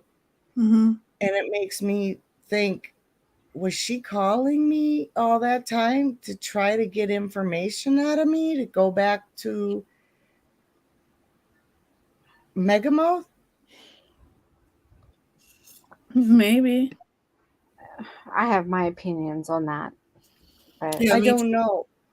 I was real careful. I know I was careful what I said to her. Yeah. And she truly made me think that she cared. Goose, she's never attacked me, even to this day, that I know of. Yeah. She was always very, very, very nice to me. And like I said, when she would call me, we'd talk for like 2 hours on the phone about life and stuff. So I just find it weird that a lot of people have been bringing up her name lately, that I've been seeing it. And it just makes me wonder. I think with Goose, 2 + 2 = 5 with her. I think that she seems on the level, and I think she was a great friend to Teaya. I think she is probably a great friend to Megamouth. But I don't think everything adds up with her. And I think that perhaps with what's gone on with Teaya in the past week or so, I think that has kind of pushed her into hiding a little bit. I think information is starting to come out about her, and I don't know if she's a mouthpiece for Megamouth. I think she genuinely did care about everyone. I think she did too. I truly in my heart still want to believe that she did care. I think ultimately what it comes down to is, and being friends with her for the time that I do think that she is a very nice person, but I also think that her loyalty is misplaced. And I think she was friends with me, but I do think that when it came to Megamouth, her loyalty was with her. If it came between the two of us, I think that's where her loyalty is. Or Yeah, is she afraid of Megamouth? It could be that too. And I've thought about that too. I absolutely have. Because when somebody has so much on you, it can make them afraid to ever part ways with that person. But just like Stranger Clegan said, sometimes you got to rip the Band-Aid and say, look, this isn't worth my integrity. This isn't worth my morals. This is not worth anything. And that's just how I feel. I don't think that she is a bad person, but I do think that in a lot of ways she's done malicious things with her friendship with Megamouth. That's just my opinion. There are some people, in that whole group there that trust me, I wouldn't trust them with the mice in my backyard. Just saying. You said that, and I thought about the human centipede. So, oh my gosh, that movie is horrible. Oh my god, I couldn't watch it. I left the room when my how beautiful you are. My fiance was watching it. Thank you. I know. Every time I see Teaya, I want to dye my hair back to black. I used to have pink in my hair, but you guys are both beautiful women. I gotta tell you, this is off topic real quick. Fake eyelashes. I just bought some magnetic ones. And when I take them off, and I love them. I love them. I love them. I love them. However, for some reason, my eyes start swelling up really bad. Oh, an allergy. You have an allergy to something. And now, is there latex in those? There might be. Yeah. And there's some eyelash. Okay. There's some eyelash glue that has latex in it too, so you have to be careful. Okay. But you have an allergy.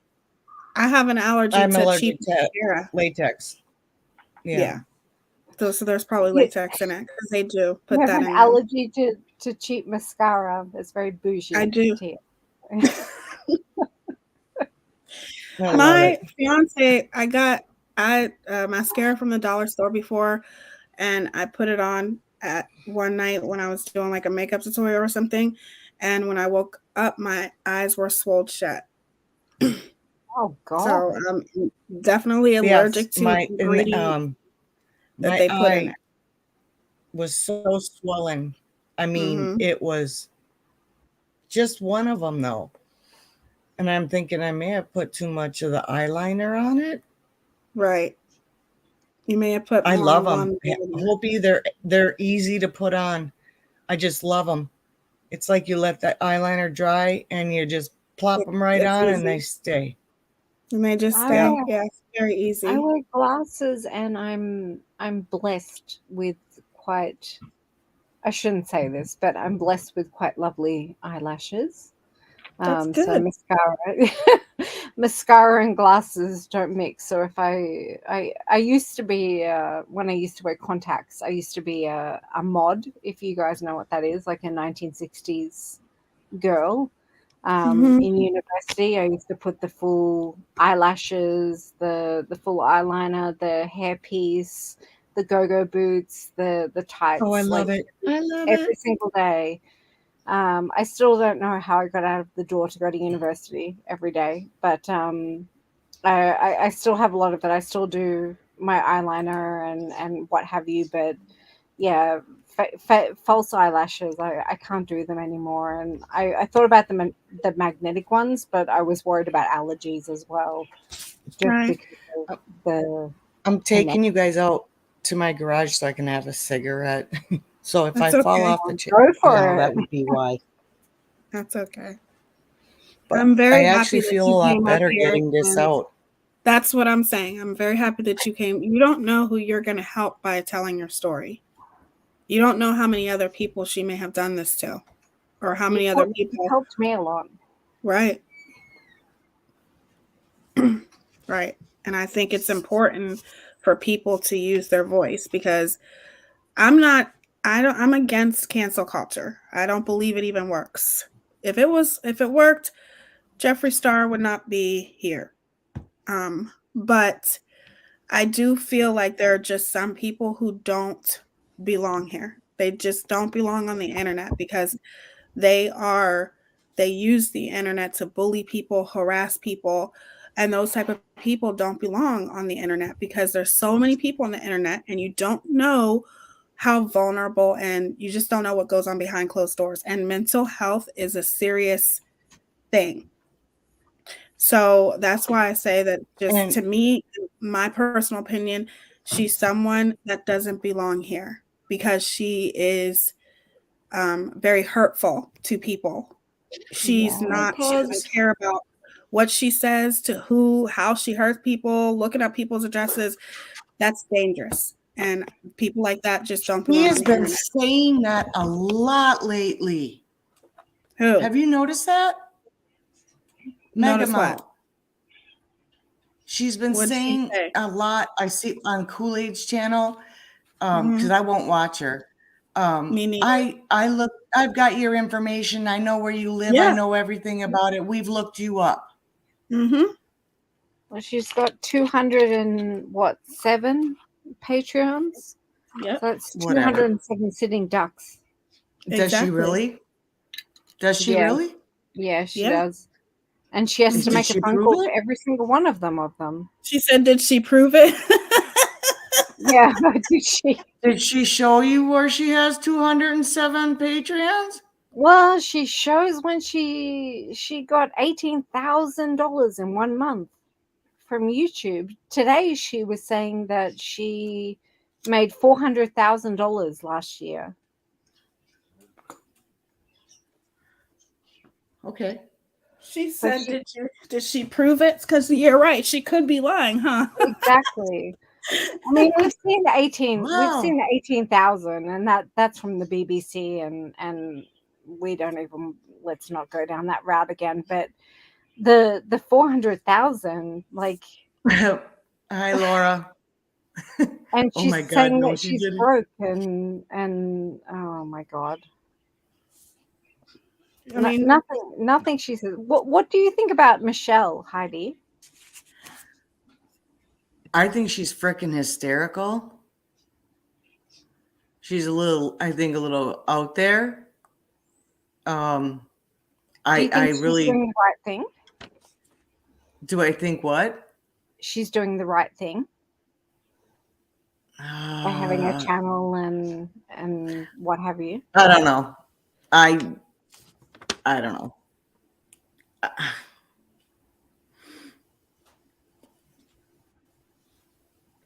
She's definitely if she's strong enough to handle it and do it. I mean, I don't know the whole story about Michelle and her. I've just seen, like I said, the clip channels. Well, Michelle is definitely triggers her. That's for sure. Yeah, for sure. I think it's funny. She cracks me up, is what she does. I find humor in her. Yeah, there is a humor in it, I think, as well. Yeah. I think that she's taken something that was really quite traumatic to her, and she's monetized now. She's past all the, she's just waiting for that dollar sign to pop up underneath her channel.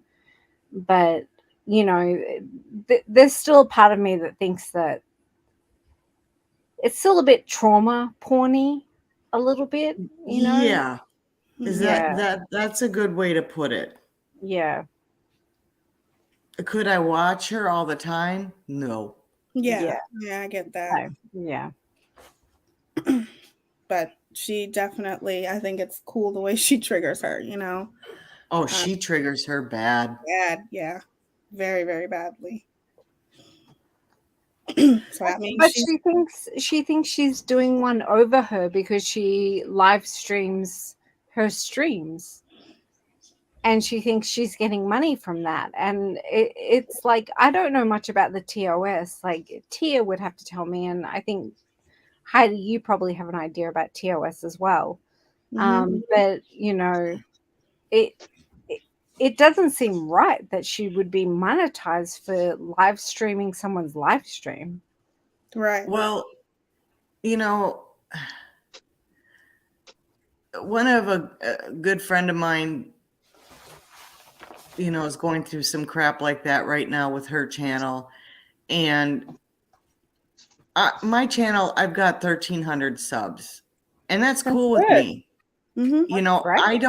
I don't want this big channel, because if you're dealing with a support group of men and mostly women that suffer from these illnesses, the last thing you need is a lot of stress, and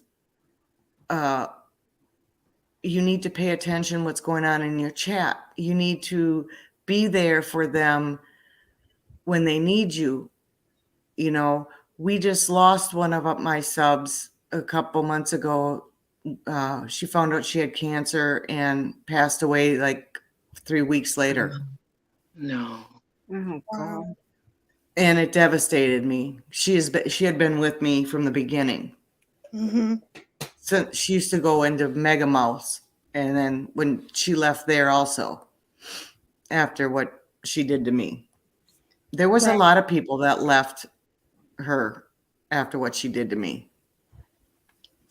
And that's another thing that probably makes her mad too. Hey, Aesop, how are you, sweetie? I'm fine. How are you? Good. Welcome. Hi. Hi. Ryan's asking if you could pin the link, Teaya. Yeah. So I think I just kind of wanted to come on because, I've noticed a lot of people that are in, that are supporting her. A lot of us have disabilities and issues like that. Yeah. And I read the comments, and a lot of people that are supporting her or disabled or receiving like an SSI check, and I can't afford that, but they're spending their disability check to be her members in the hopes that they'll get that phone call, that they can make that connection, that they can have contact with her.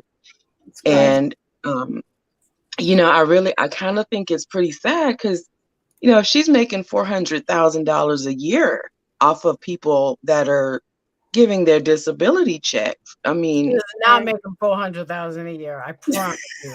Yeah, Susie. Hey, Laura. Hi, Laura. Hey, I'm not even close. Susie, Karen is still around. Yes, Karen is still around. I still talk to her. What? Oh, no, somebody in chat asked me if I talked to Karen, and which Megamouth did her bad too. So what do you have to say? Karen asked for it.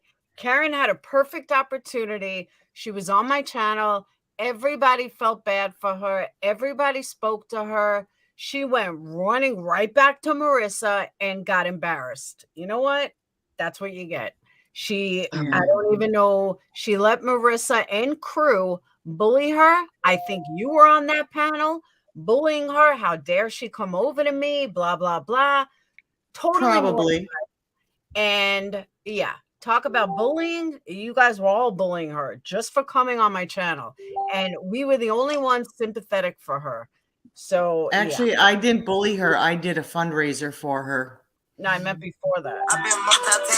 What I want to ask you, Laura, is what's your story with Molly?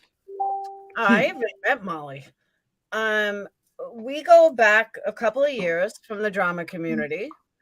Mm-hmm. We always, at one point, we shared a lot of good friends. Molly has always been jealous of me. I don't know why, but she has always been jealous of me. And everyone knew that. Like everyone, she's always had this thing with me. And, you know, I just kind of ignored it. And we would go back and forth and we would fight. And then we were close friends and we were in a group together. And I was very, very close with, and I still am, with one of her, well, her biggest supporter, financial supporter. And one day her friend Alicia, a science girl, went to Marissa and said, Barbie said that she is better friends with Laura than she is with you. Oh, Molly lost her shit. She went absolutely haywire, ballistic, ruined that relationship. Her and I fought. Is that my Facebook or yours? All right.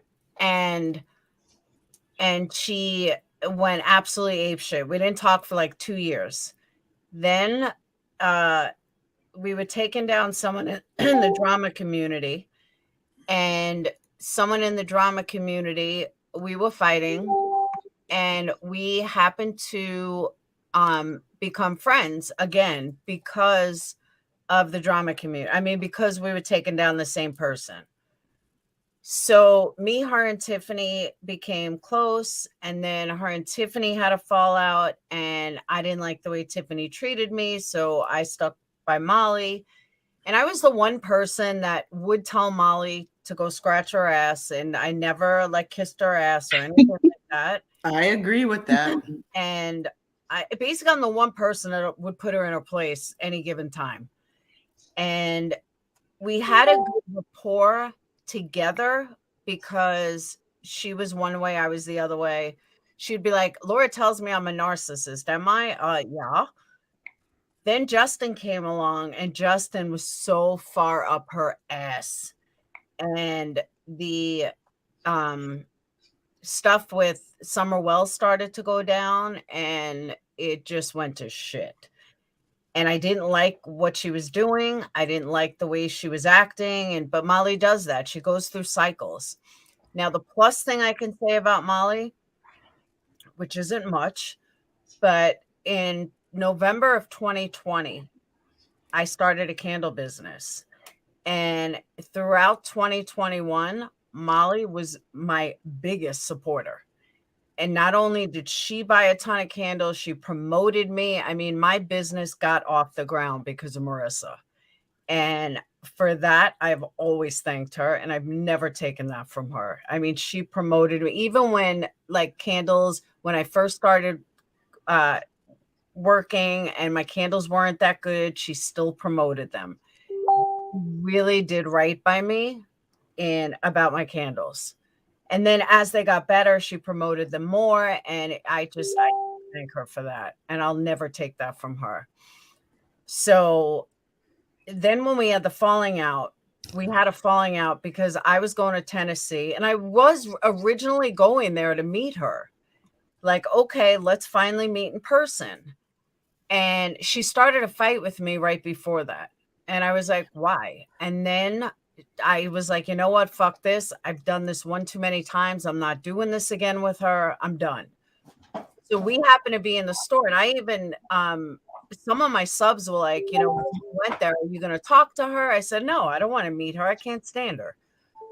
She happened to show up in a store we were in. Now, mind you, for 2 days I was there. My hair was done. My makeup was done. She didn't come find me. I happened to go live and said, yeah, today's a dumbed down day, no makeup, hair in a ponytail. That's the day she shows up. Gee, I wonder why, Marissa.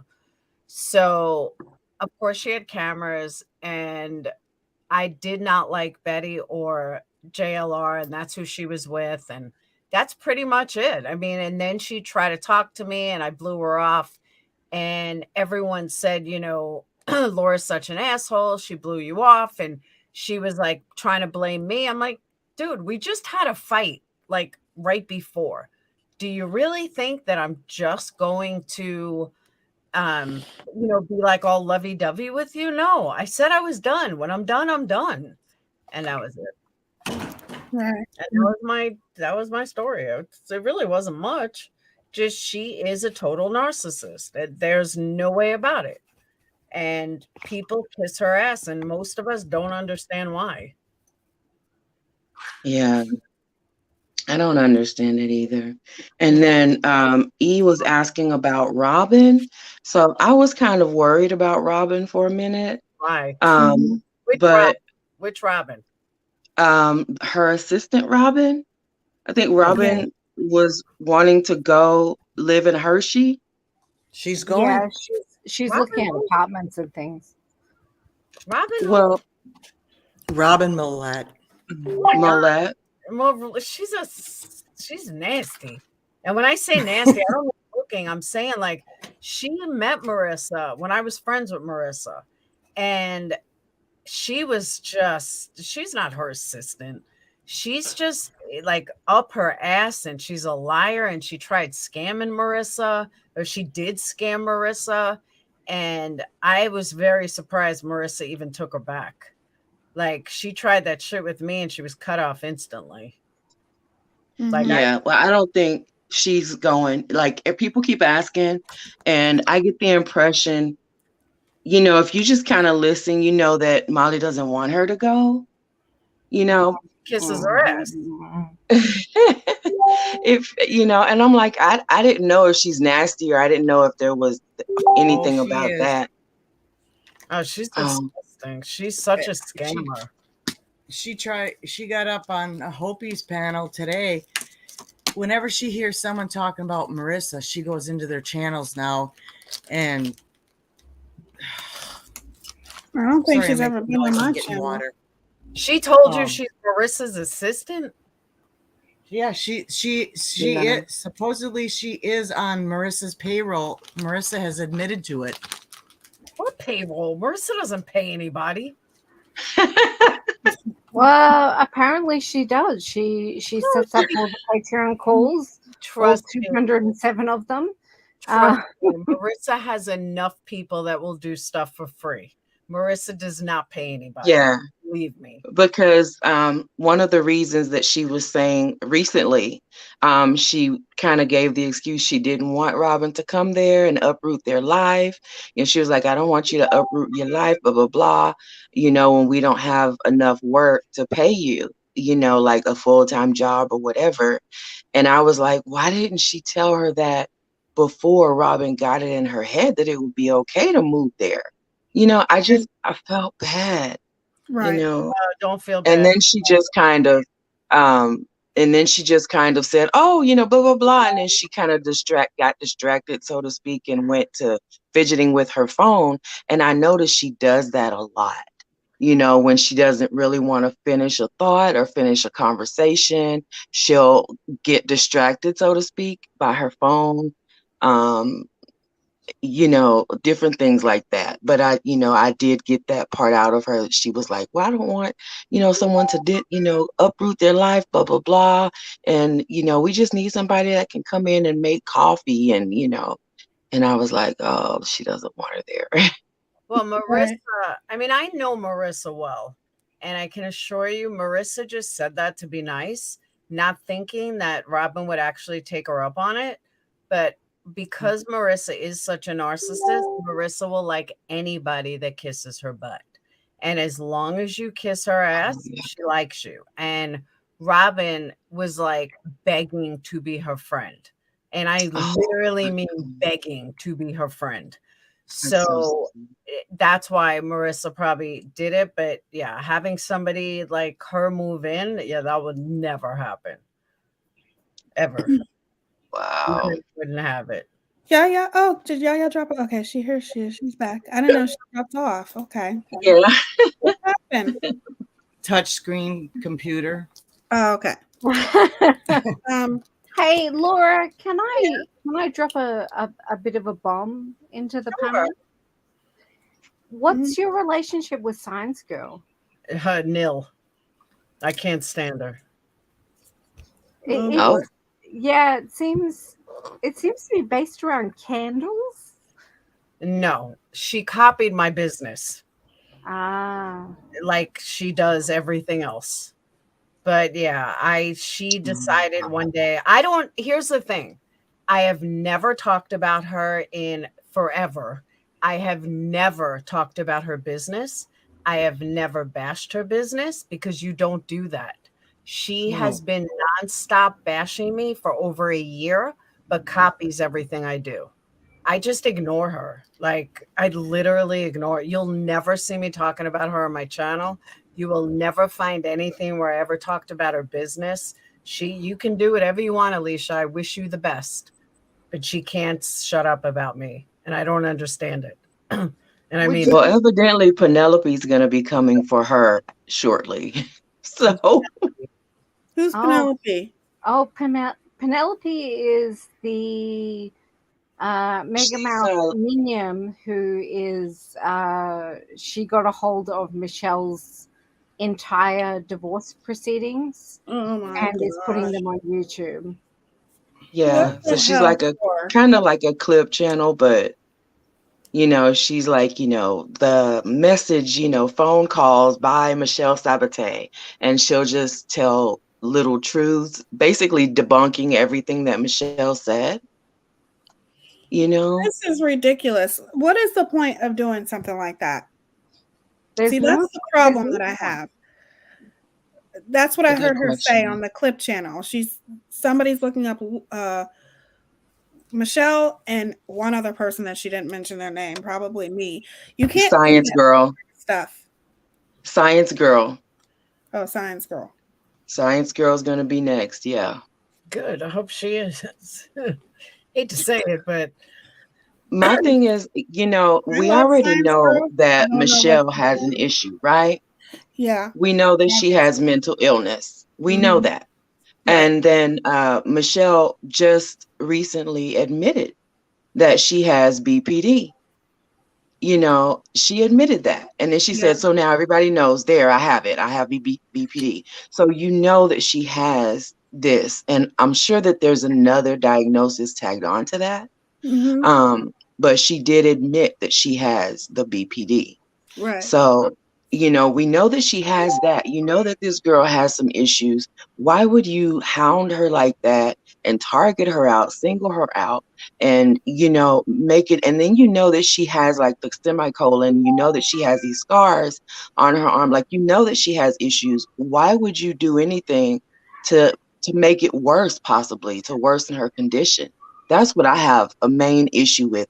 Not that I'm in love with Michelle. I know that she did some things that are really questionable or unsavory, but you know that she has an issue, and then now Molly's advice to Michelle and Science Girl is to just shut up and take it.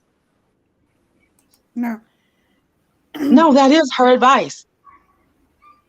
They're just supposed to shut up and not just shut up and don't challenge Penelope because she's got this history and she's not one to mess with. Right. So just don't come after Penelope. Just leave her alone. Because her and her husband have evidently some history. I don't know if they're cops or whatever, but basically that was her advice, is just to basically shut up and take it, don't come after Penelope, blah blah blah. And I'm like, you're targeting someone with mental illness. Right. That's almost like the lady with the student that her kid has a disability and Marissa said something off to her. I mean, let me give you Let me give you the flip side to that, though. So I believe, and this will probably bite me in the ass with 20 lives following, but I believe that Science Girl has severe mental illness. I really do. That's why I ignore her. I don't fight with her. I don't fight back with her. I let her say whatever she wants, whatever gets her through the day, and I ignore it. So there is something to that. Like if someone is that mentally ill, or it is best to just ignore it and let them say whatever they want. It's just interesting because you're both on the same side. Yeah. And I feel like I don't know Science Girl, but I love her, but I don't know her. I don't know the history between the two of you, Laura. So, but I do hear where you're coming from. When somebody has those type of issues, just ignore. That's what I've been doing. That's exactly right. Only address the things that need to be that's easily debunked, because it's very clear. So what you're saying is you're wanting to ignore Molly going after these people with mental illnesses? No. Well, Molly, I'm thinking that Laura is saying that ignoring somebody like Michelle, like Molly, shouldn't. Correct. Is that what you're saying? Right. Okay. So that I agree with. What I don't agree with is telling Michelle and Science Girl to just take the abuse that Penelope has given them. Just take it. Just shut up and take it. I don't agree with that. No, because I think that would be a very hard thing to do. That's not easy to ignore somebody that's constantly attacking you. Right, it's not, but that was what Molly said, MGL said. Radar, Science Girl doesn't shut up about me, and I ignore her. I'm allowed to have an opinion. Sorry if you don't like. No, you're allowed to have an opinion. Yes, in chat. But as the person who dropped the bomb into this conversation, my the reason why I was curious is because you are literally both on the same side. Right. So is it a personal thing, or is it an MGL thing? Is it a candle thing? Like, that's what I'm curious about. Have a past together, maybe. They maybe have a past together. Because we don't know about that. Because we're just meeting people, you know what I'm saying? So we don't know their past or their history, Right. I'll give you an example. Exactly. What would you call it if somebody has not spoken to you in 2 years and you're still going live about them on the daily? Wouldn't you find that mentally ill?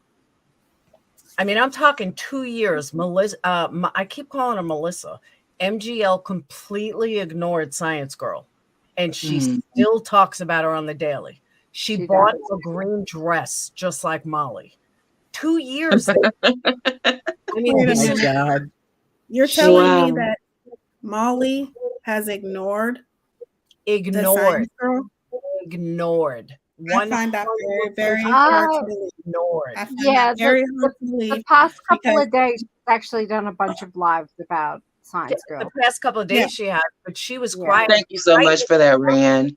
Heidi, right or wrong, she was quiet for 2 years. Literally. I don't know who Science Girl is, to be honest with you. I've just recently heard her name. And I haven't even been on YouTube a year yet, but you just heard her name recently. That is my point. I have been quiet about Alicia for over 6 months. I haven't said one word. 6 months. She still talks about me. That's not normal. But can we look at it? Move on. Can we look at it as you're both going towards a similar goal? No, I'm not into like Teaya said about cancel culture. I could care less if Molly's here or not. I don't watch her. I don't talk about her. I don't watch her. I mean, every once in a blue moon, I've done like lives about her. Safari, not true, Laura. I've heard her mention Alicia a few times over the last couple of years. Okay, over the last couple of years. you've heard her mention less than a handful of times, regardless of the last couple of days. I don't watch her. I'm talking like before. But it's, you know, Molly has followers. She has supporters. And because she has supporters, yes, there are people that are going to get burned. There are people that are going to get hurt. But you don't know that going into it with someone like Molly. You see it do it to other people, you know it's going to happen to you, right? Right. But if it happens on a level, for example, like how it happened with Michelle. So now Michelle's going to be harping on and going after Molly probably for the next few years because of the way she was done by her and us and, you know, people on the panel and chat. I was in the chat. I saw that. You understand what I'm saying? So I won't blame Michelle for focusing on MGL for a while. But now if she just had a small falling out with somebody, if it was brief and it was just like, get out of here, blah, blah, blah, and then you leave and it's over, I don't think something that simple, even though you had a brief falling out, I don't think, you know, somebody that had that kind of falling out will focus on her for the next few years. You know, I just think it kind of depends on the level of how Molly MGL treated the person. Well, I mean, was it a big falling out with Science Girl, Alicia? Chick? With who? With Marissa? Yeah. Yeah, and I mean, kind of, not really. It was just Alicia was obsessed. And with MGL, she still is. Why would she go out and buy a green dress that Molly had? That's weird. I mean, any way you cut it, it's weird. And the thing is, wanted everything Marissa had. Thank you, Mercedes girl. The thing is that what I'm saying is that we see how relentless Molly is. So I would have to have the Science Girl tell her side of the story, which I don't really know because I'm just getting to know her. You know what I mean? So I don't know the whole story with it. But I find it very hard to believe that Molly did not talk about her for years. She didn't. She didn't at all. We both ignored her. And someone said that they thought that I don't hate her, Mercedes girl. I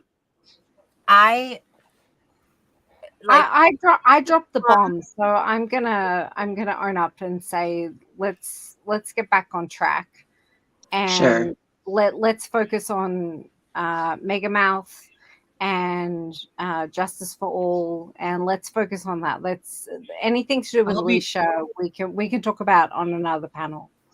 I'll be right back. I'll have to go to the restroom. I didn't bring up Science Girl. So no, I did. I copped to that. So I apologize for that. But let's get things back on track because the chat and also the focus. I'm sorry, I had to go get something to drink.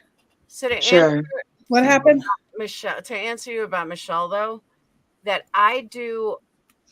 It's okay. Like if you have a falling out with someone and you want to talk about them and you want to go after them, more power. We've all done it. But there comes a point where after a little while, enough is enough. And then it becomes weird and it becomes creepy. And I think a lot of people, like I know Teaya just had a falling out. So it's okay that she wants to get it out of her system.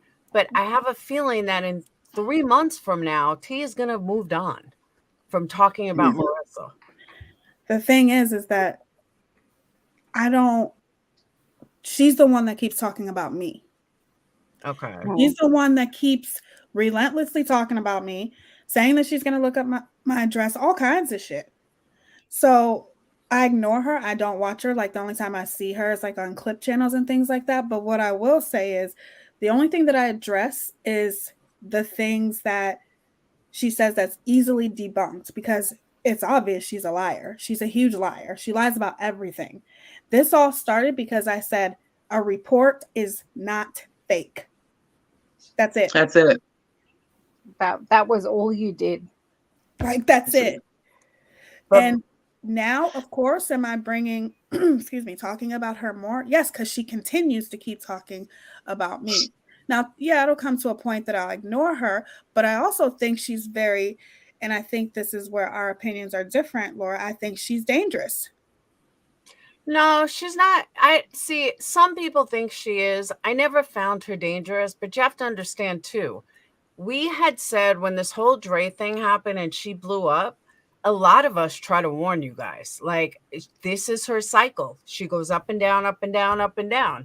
And soon she's going to have a blowout. We just didn't know when. So now she's coming into that blowout because this is her pattern. Now she's having a blowout. Now she's going to talk about you guys and she's going to bring up old stuff. Like, she dragged my name into it a couple nights ago with Alicia. That's what she does because there's nothing else going on in her life. So she feels like she needs to do this in order to keep subs. It's just this cycle she does every single time. So, now that she's in that quote unquote down stage, until she finds something else that's going to feed her ego, she's going to talk about old people. She's going to do drama. She's going to do this. She's going to do that. But she'll cycle out of it and then she'll move on. And then she'll come back and she'll do the same thing in 6 months and then she'll move on. She does it all the time. What's your She'll do opinion the same on thing in Justin? 6 months. And Go the ahead. doxing on Patreon, she's done many times before. I heard somebody say earlier that like this was the first time she's done. Oh no, she's done it for years.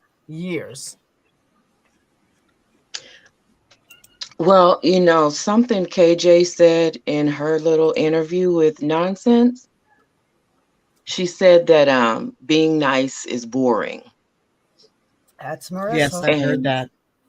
Yeah, and so I wonder if maybe MGL is kind of like that. She kind of has to get someone to hate every so often, because when you think about it, the KJ thing was winding down. The stuff that was happening with Marvon's case was kind of winding down. There's no new, information coming on with that. Of course, Dre's quiet and silent. Like she had to find someone else to spark the drama with, to hate on, to focus on her hate. And when Teaya came out with, the report's real, she did not say that the report is the same as the summons. She didn't say that. She just said that simply the report is real. That's all. And it took something that simple to spark all of this. What kind of sense does that make? It doesn't, my brain doesn't understand that because it was just something so simple to bring about all of this chaos and, hatred. I think she doesn't like people going against her narrative. Let me just, I hate to interrupt, but I just want to address chat as a whole. I am not simping for Molly. And I think people are mistaking what I'm saying. No, it's not okay. But Molly does this every 6 months. She did this with Summer Wells. It was the exact same cycle. What I'm saying is, yes, it's horrible, but she's done this many, many times before. She's not changing. This is in 6 months ago, you had another group of people doing this exact same thing. And 6 months before that, you had another group of people doing the exact same thing. And 6 months before that, you had another group of people doing the exact same thing.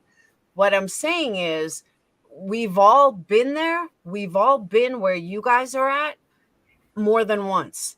And what I'm saying is she just keeps going over and over and over and over. And it's a cycle. How do you follow her?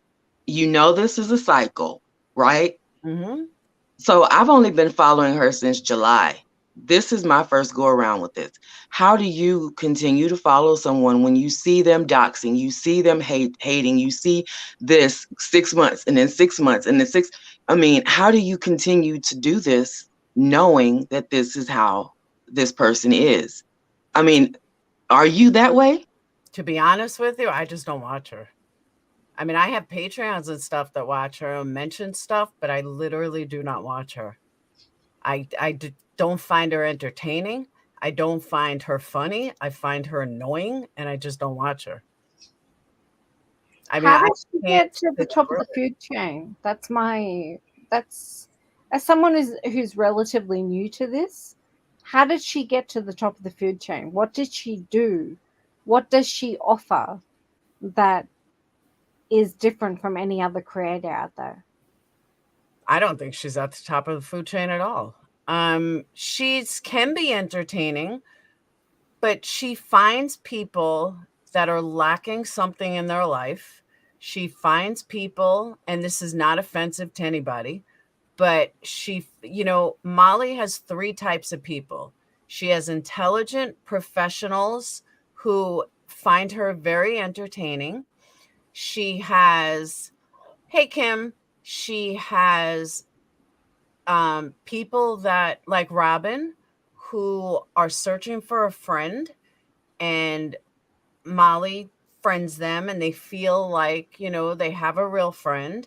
And then you have the third people that are just searching for a home base. They're lacking something in their life that Molly seems to fill, like a lot of narcissists can do to somebody, if that makes sense. Like, thank you so much for the super chat, Kim. I appreciate you. Laura, do you not? So much. I'm sorry, Teaya. Go ahead. I'm sorry, Teaya. Laura, do you not think that in the last at least 6 months, or since around maybe Christmas or so, right around that time, she's gotten a lot worse?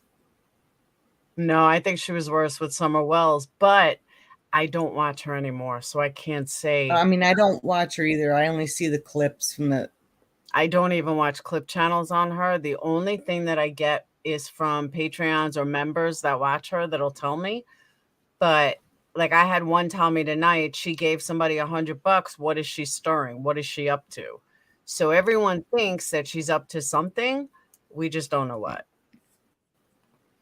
Well, I have my theory on a lot of things, but toxic. Thank you. I couldn't think of the right word. She's very toxic, and people who are codependent, which are a lot of people on YouTube, if not the other mentally ill, they want that toxicity. It gives them meaning. It gives them purpose, and Molly gives it to them.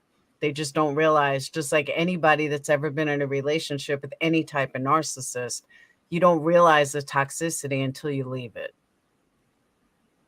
That is true. I think that's how I felt when I left. Well, I didn't really leave as so much as I just kind of stepped back, because I noticed the yelling. I noticed I didn't see Teaya anymore. Miss Letitia wasn't in chat anymore. And I started to kind of step back a little bit, and I thought, okay, I was kind of laughing with some of the calls, but some of the behaviors, the yelling and the unprofessionalism in some areas was just kind of bugging me. Mm-hmm. And I just kind of stepped back.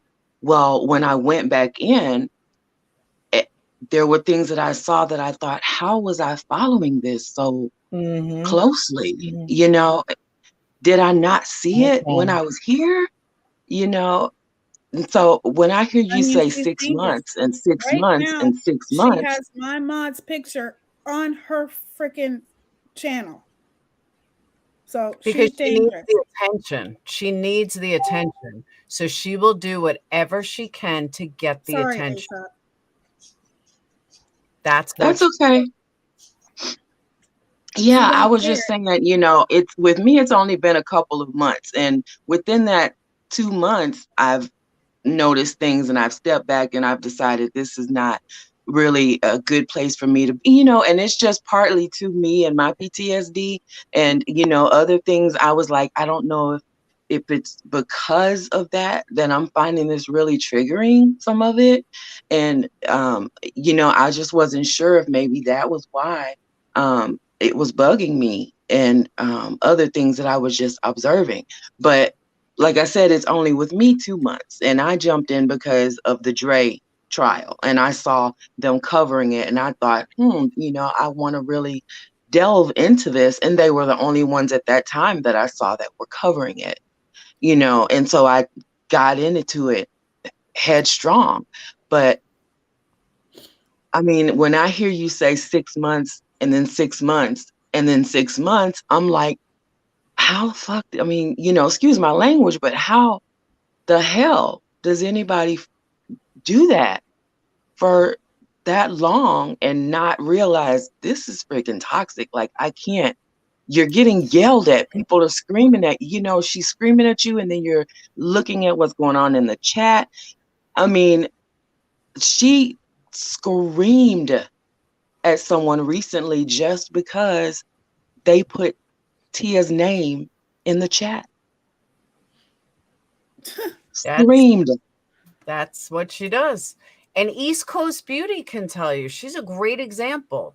She was my member. She was Molly's member. She stood by Molly. She would still come in. And I told her, when the day comes, can I say I told you so? No, you know I like Molly, blah, blah, blah. I said, just wait. There's going to come a time. I promise you, it's not even going to be if, it's going to be when. And I just want to know that when you're ready, I can say I told you so. And sure enough, very recently, she's like, you were right. It always happens. It just always every new batch of people, because the last ones leave. Right. Not anymore. I unsubscribe. But right, though, I mean, I'm pretty accurate. We've seen it over and over and over again. And we try warning people, and people don't want to listen. And I don't mean warning like go live after live after live. I'm saying just warning them like, hey, you better watch out. And sure enough, every time. Right. Well, she tried warning me. To me. And then a new group of people will come in, and same thing will happen. But she loves the attention. She doesn't care what kind of attention, negative, positive, as long as it's attention. Teaya going live about her, she's eating that up. She loves it. She is, yeah. Yeah. Well, she says it all the time. Any bad information put out there about me just gives me more subs. Yep. And I will say, and it's sad enough. I mean, it is to her. It is because honestly, I know that how I am. If I hear, for example, I hear MGL talking about, just using this as an example, if I hear MGL talking about Laura's channel, I'm going to go to Laura's channel and I'm going to want to see for myself. So I understand how it drives people to your site. My thing is, once you get there, then what? If you see Laura being completely toxic and being an asshole to her subs, I'm not going to want to become a Patreon and risk being doxxed, being yelled at, you know, and all this other stuff. I mean, that's just me. And, you know, Laura, I'm sorry, I haven't been to your site. I don't know if you're really that awful, but I'm just using that as an example. I don't do drama anymore. So every once in a while I'll throw one in, but I really don't do drama anymore. I got out of it a long time ago. Probably when Marissa Fallout, right around the same time. Who is QT? Monroe? Yeah, who's Q? What? Perplex QT is my whole name. Oh, okay. I think I've Monroe blocked. I have a lot of these people blocked. Okay. Are you controversial, Laura? Am I what? Controversial. I didn't hear you. Controversial. Am I controversial? I don't think so. Other people will tell you yes, but I don't find myself controversial. I'm just me, plain and simple. And if people like me, great. If they don't watch me. I live by my own rules. I don't set out to hurt anybody. I don't bother with anybody. If I don't like you, I won't talk about you, and I'll just do my thing. Right. That's the way it should be. Okay, Sarah. And people love to hate me. Okay. Like, whatever. I pay them no mind. If you can ignore it, that's good. I ignore most of the things. You have to ignore it. You can't pay it. You can't address every single thing. Exactly right. You know what I mean? One thing I will say is, and that's just my opinion of her. You have, I guess everybody has their own different experiences with her. Mm-hmm. And everybody chooses to handle it the way that they want to handle it. I think you've known her for a long, long time, so you handle it differently. You could be used to the way she acts. This is nothing new to you, but a lot of people are new, and it's new to them to see this. You know what I'm saying? And I get that. Yeah. And it was new to everybody at once. But all right, so my advice is vent about her, get it out of your system, feel like, but it comes to a point that you can't vent anymore, kind of thing. You know what I mean? Like, you get it out of your system, get it out, make sure that you feel at a place that you're ready to, all right, there's nothing more I could say. And that's what I want to see. Like, that's what I would like to see. For your own benefit, for your own health, for your own good. You know what I'm saying? Like, it definitely can affect people's mental health when they're constantly. Oh, absolutely. You know what I mean? Absolutely. It can. I haven't gotten to that point because I don't let people get to me in that way, but it definitely can. Like, for somebody like Michelle, who's constantly going back and forth with her, and she has BPD, that's not healthy, obviously. Mm-hmm. But in my opinion, Michelle just wanted to be friends with her. That's just, and she got let down. And I feel like she didn't take it very well. Molly really, really mistreated her. And I think that bothered her a lot. Mm-hmm. And I could be wrong, but I kind of think Molly mistreats certain people because she knows they're going to go crazy and they're going to give her the attention she needs. Like, if she didn't go crazy, like, did she know you had a channel? Because she may be, oh, well, I know she's going to go live and talk about me all the time. Because if I piss her off or I make her mad, now she's going to go live and she's going to talk about me. And that's going to give Marissa the attention she needs. You know what I'm saying? So she may purposely target certain people knowing they're going to talk about her. And she needs that attention. Can I answer a question from chat? Safari Dreams said, at Yaya Warrior Sisterhood, why did you go after people and defend MGL like you did? You were one of her minions. Yeah, I was. I was new to YouTube, and I really liked Molly. I thought she was my friend. I defended her, and I talked about this earlier. I fell into it, and there's no excuse for what I did, but I look back now and realize that I was probably becoming just like her at that point. And I'm glad I got away when I did. No, I think it's your brain telling you that you did something wrong when you did absolutely nothing wrong. You enjoyed a creator, you supported a creator, and that creator turned on you. That's got nothing to do with you. Nothing. Absolutely nothing to do with your thought processes, your reasoning, nothing. You are fine the way that you are. You're fine with the choices that you made. It was Megamouth who did this to you. I agree, Melanie. I don't have anybody watches her eat 24/7. I really don't. I mean, I have to take some responsibility for my actions. Yes, I do. Sure, but to an extent. You can't you live and let die. Let's Yeah. let's quote Guns N' Roses for a moment. Live and let die. Yeah. You know, and it's weird because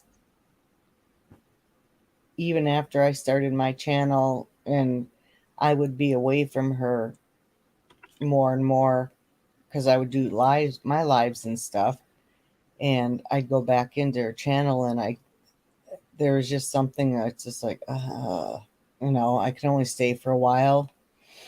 And I mean, I literally would stop my lives if she would go live, or Justin literally would stop my lives so everybody could go over and watch them. And it got to a point where I just said, screw that crap, you know, and that's not cool. I keep going. And now I look back, and even when I see just the clip channels, because I won't watch her, I'm like, how was I ever involved with someone like her, or even think she could have been my friend?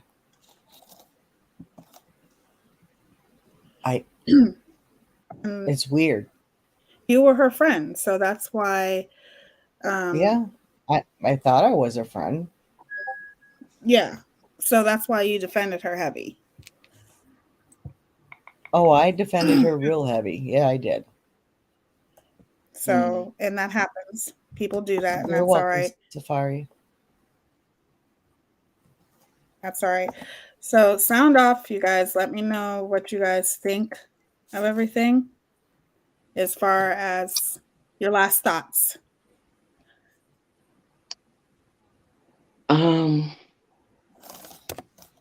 Anybody else want to go first? Y'all Americans need to get to bed. I'll go first. I want to thank you, even though I really didn't want to come up here, but everybody was telling me to, because I've never talked my truth about her on a platform. And I want to thank you for letting me speak about it. And I actually feel better. I'm very glad that you came up. You're welcome to come up anytime. I'm glad you came up to tell your story. And I wish more people would. I do. Yeah, me too. I'm sure they will. How about you, Laura? Midnight Shenanigans coined it best. Marissa uses everyone, and when you have nothing left to offer, you're thrown into the trash. I could not say that better myself. That's exactly right. Thank you. Correct. That is 100% correct. Because when I wasn't there anymore to help protect her and be on her panel anymore, that's when it all started. Mm-hmm. Actually summed it up very well. I had to say, in my opinion. Yeah, I mean, of course. The only other thing I want to say, and this is just personal, like feelings, for your own sanity, for your own, and I understand you want to warn people and talk about, you know, let everyone know, but just trust me when I tell you, your best option to hurt her is to say nothing about her. That is your best weapon against her, is ignore her. Give her no power. Give her no power in your head, no power in your life. Just totally ignore her. That will hurt her more than sending people to her channel, more than talking about her. And I'm not saying don't get it out of your system. Don't get me wrong. We've all been there. But after a while, I mean, you'll know when you're ready, but you'll see that the best thing you can do is just ignore her. And that will hurt her. If every single person that didn't like that did that, she'd be nothing. And she would be gone. But she won't, because she knows as long as she starts up something, then someone will be there. And Justin is so far up her ass, he probably kisses her tonsils. I think that's what's most disappointing for me, because I think I I Yeah, thought more of him. I liked Justin. I did. Really? Yeah. I I just did. so boring. I did too. I really liked him. Credit. I don't know how you guys. I mean, I liked him as a person, but as Yeah. a channel, man, he's boring. Well, I think it's more or less, he just seemed like he was a good person, good heart, wanted the best Yeah. for everybody. That's what I mean. You know what I mean? Mhm. He seemed like he was genuine. Yeah, that's true. He was But- back then. Yeah.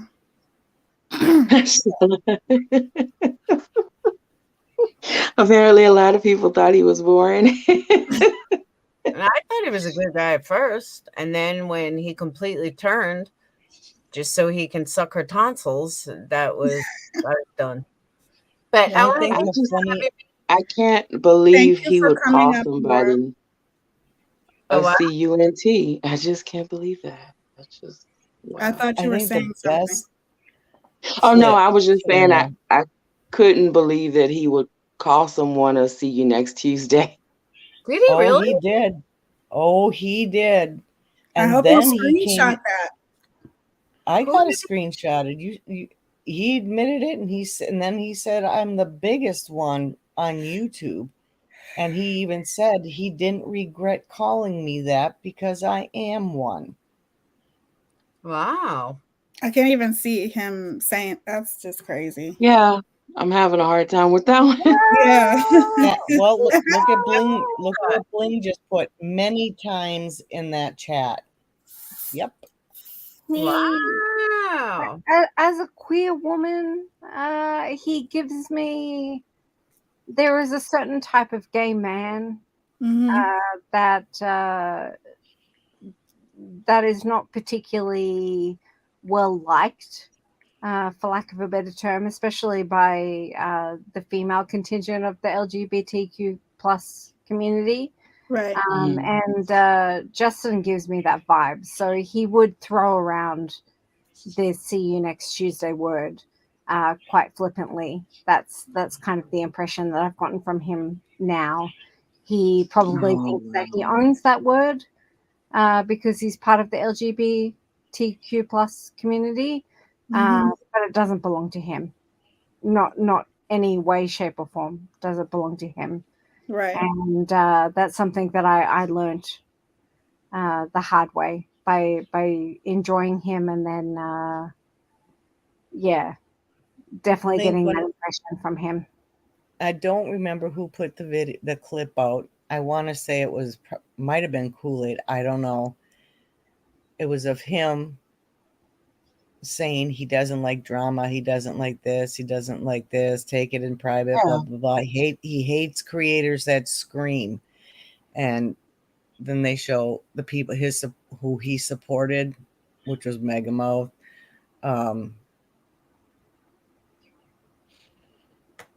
Ziggy. I think a Laura couple other dropped out. ones that were She was screamers. trying to say something. I thought she was trying to say thank you for letting me up, but I'm sorry. I must have misunderstood her.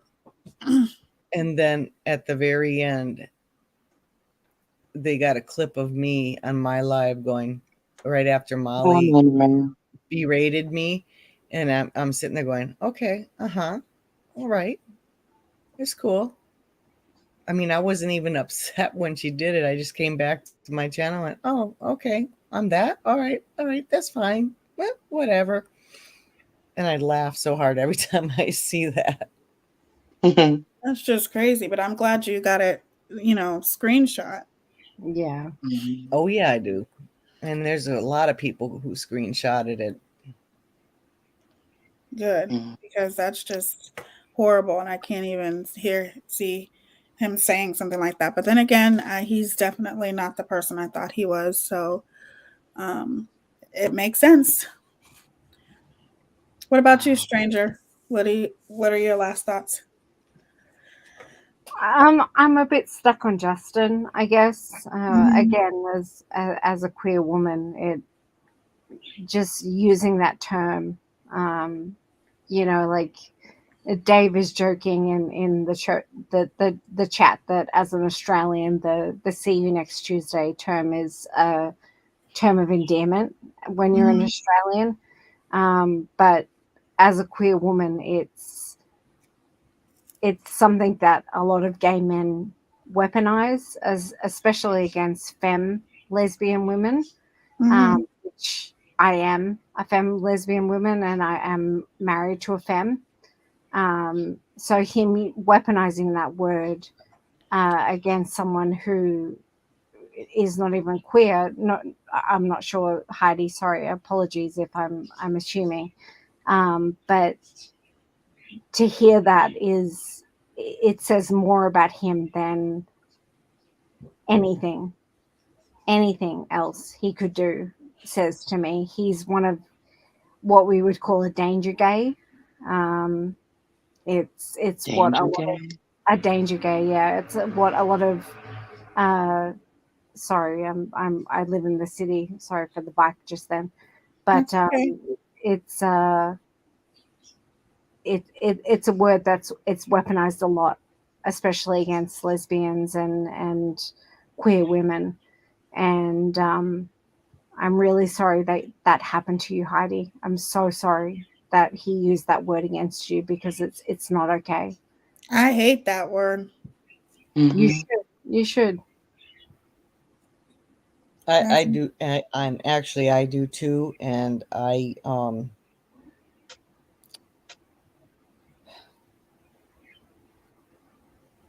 I've used it in recent months. Yeah, It's a strong word. It's a it strong is. word, and it has its place in And it's the been out of lexicon. anger. It's been out Yeah, of anger at people that just don't stop when they're bullying people, and they don't even know who you are. Right. They go to channels and they hang out at these channels. They don't know anything about you. They don't. You're right. no. Yeah. I'm proud of you for coming up here. Me too. I really am. I Thank you. appreciate you coming up here. Mhm. Being silent means someone else gets hurt. Speak loud and clear, folks. Silence allows them to win. I agree. I Yeah. agree. And I think I've used it. Go ahead. I'm sorry. no, that's okay. I agree. I understand where Perplex is coming from as far as like ignoring.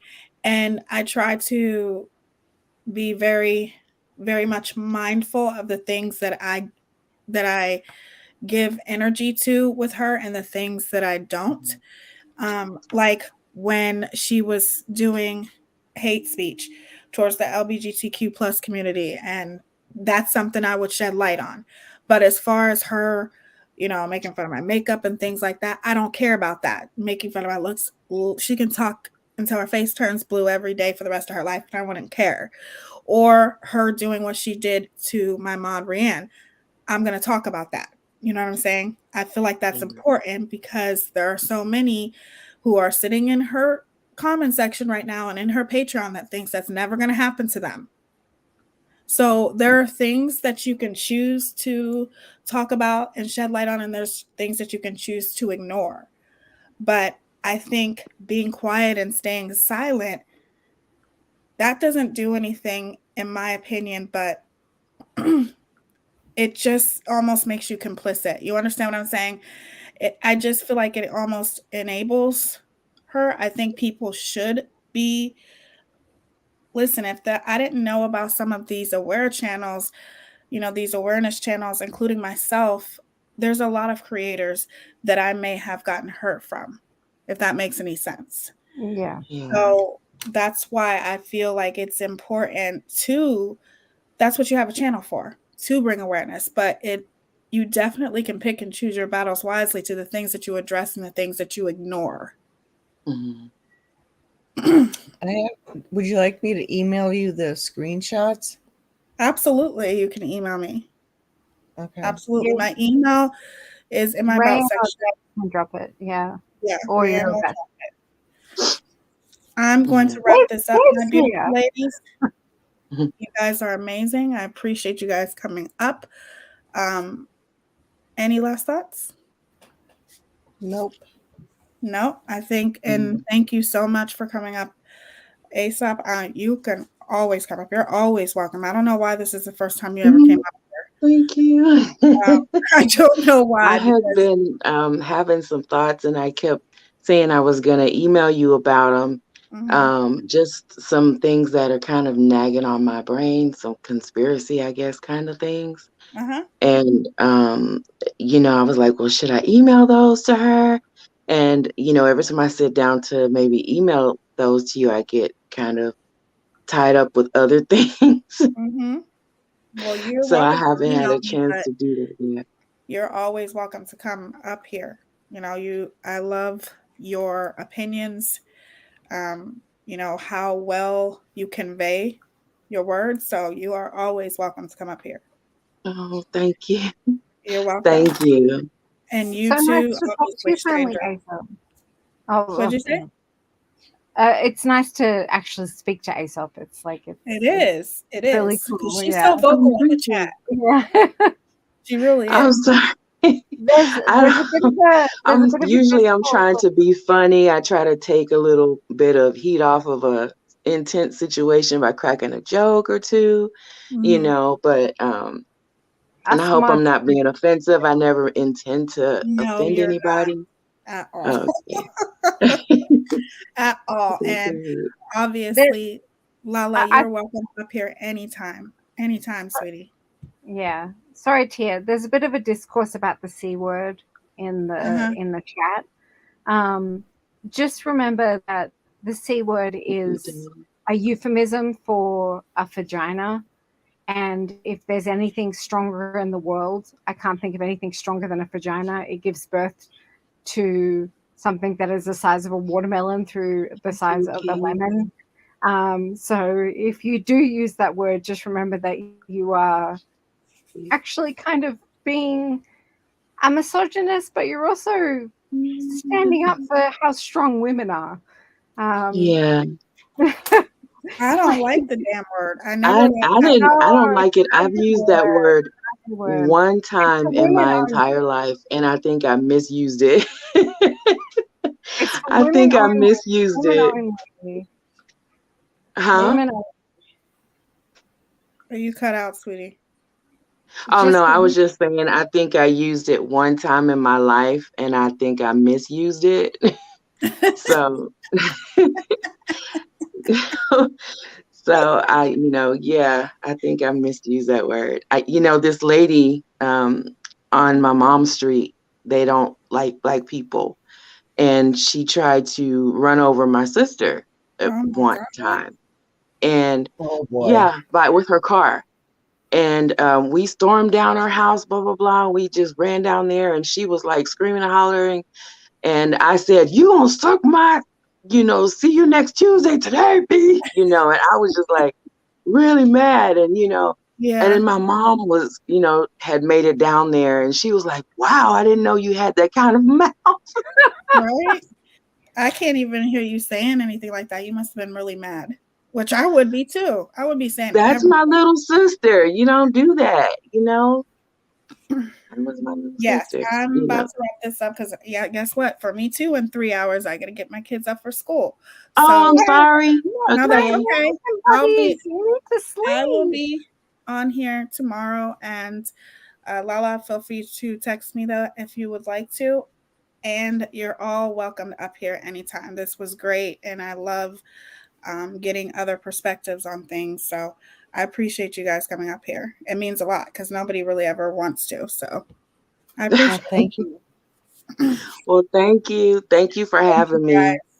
Thank you so much. Love you, you guys. All right. Thank you for having me. And love you. You guys, I'm glad we found you. I'm so glad you guys found me. God does everything for a reason. So sure does. Absolutely. All right. I love you guys so much. All right. Good night. Or good morning. Good morning. Bye-bye. Bye. Bye, sweetheart. Thank you. What the hell is who's messaging me this late? Just kidding. Okay. So I love you guys so much. Thank you for coming up.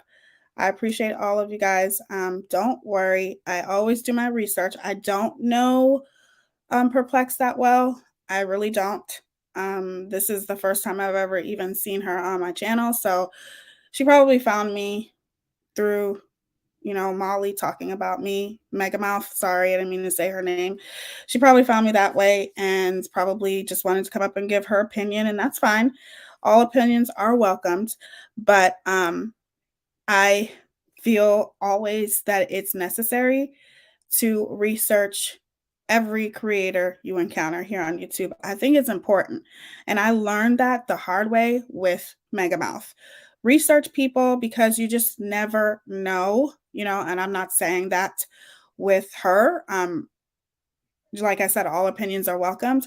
However, I do think it's important to research somebody. I feel like I've heard her name before. I really do. But I could be wrong and confusing her with somebody else. So, but I appreciate everyone who came up on panel. Thank you to my amazing mods. Rianne, thank you for holding it down in the chat. Stranger Clegan, ASAP Inspiration. I'm so happy, so happy that Lala came up here. That was hey, Dave, how are you? It's good to see you. And you guys are amazing. Thank you to T Breezy, especially because he's here and my fiance, he's here, he's watching. So he's definitely one of my mods that are more behind the scenes, but he does talk more now. So thank you guys all. I love you. I hope you have an amazing night, and I will see you guys tomorrow for the Melissa Schumann live stream. That's very interesting. We're going to talk about facts. We're going to take it back and start talking about facts. We're not going to go back and forth with the stupid tit for tat. You're this, you're that, you're this, you're that. No, we're going to talk about the things that's happened in the past, because I don't care what anybody else says. That woman is dangerous. Okay. And that's just my opinion. And to me personally, she is way more dangerous than Katie Joy. And you guys know how I feel about Katie Joy. I have watched this woman dox like 4 people in the past week. Okay. So not saying that Katie Joy is not problematic and toxic, blah, blah, blah, blah, blah. But she's not the only creator out here that is toxic and dangerous. So I will see you guys tomorrow. Thank you for being here so late. Love y'all. And you guys have an amazing night. And remember to give someone a compliment tomorrow, because it really, really does make your day. Let me take this comment off the screen. Thank you for all the super chats too. I appreciate it. And that's it. I love y'all. Deuces. Love y'all. Bye.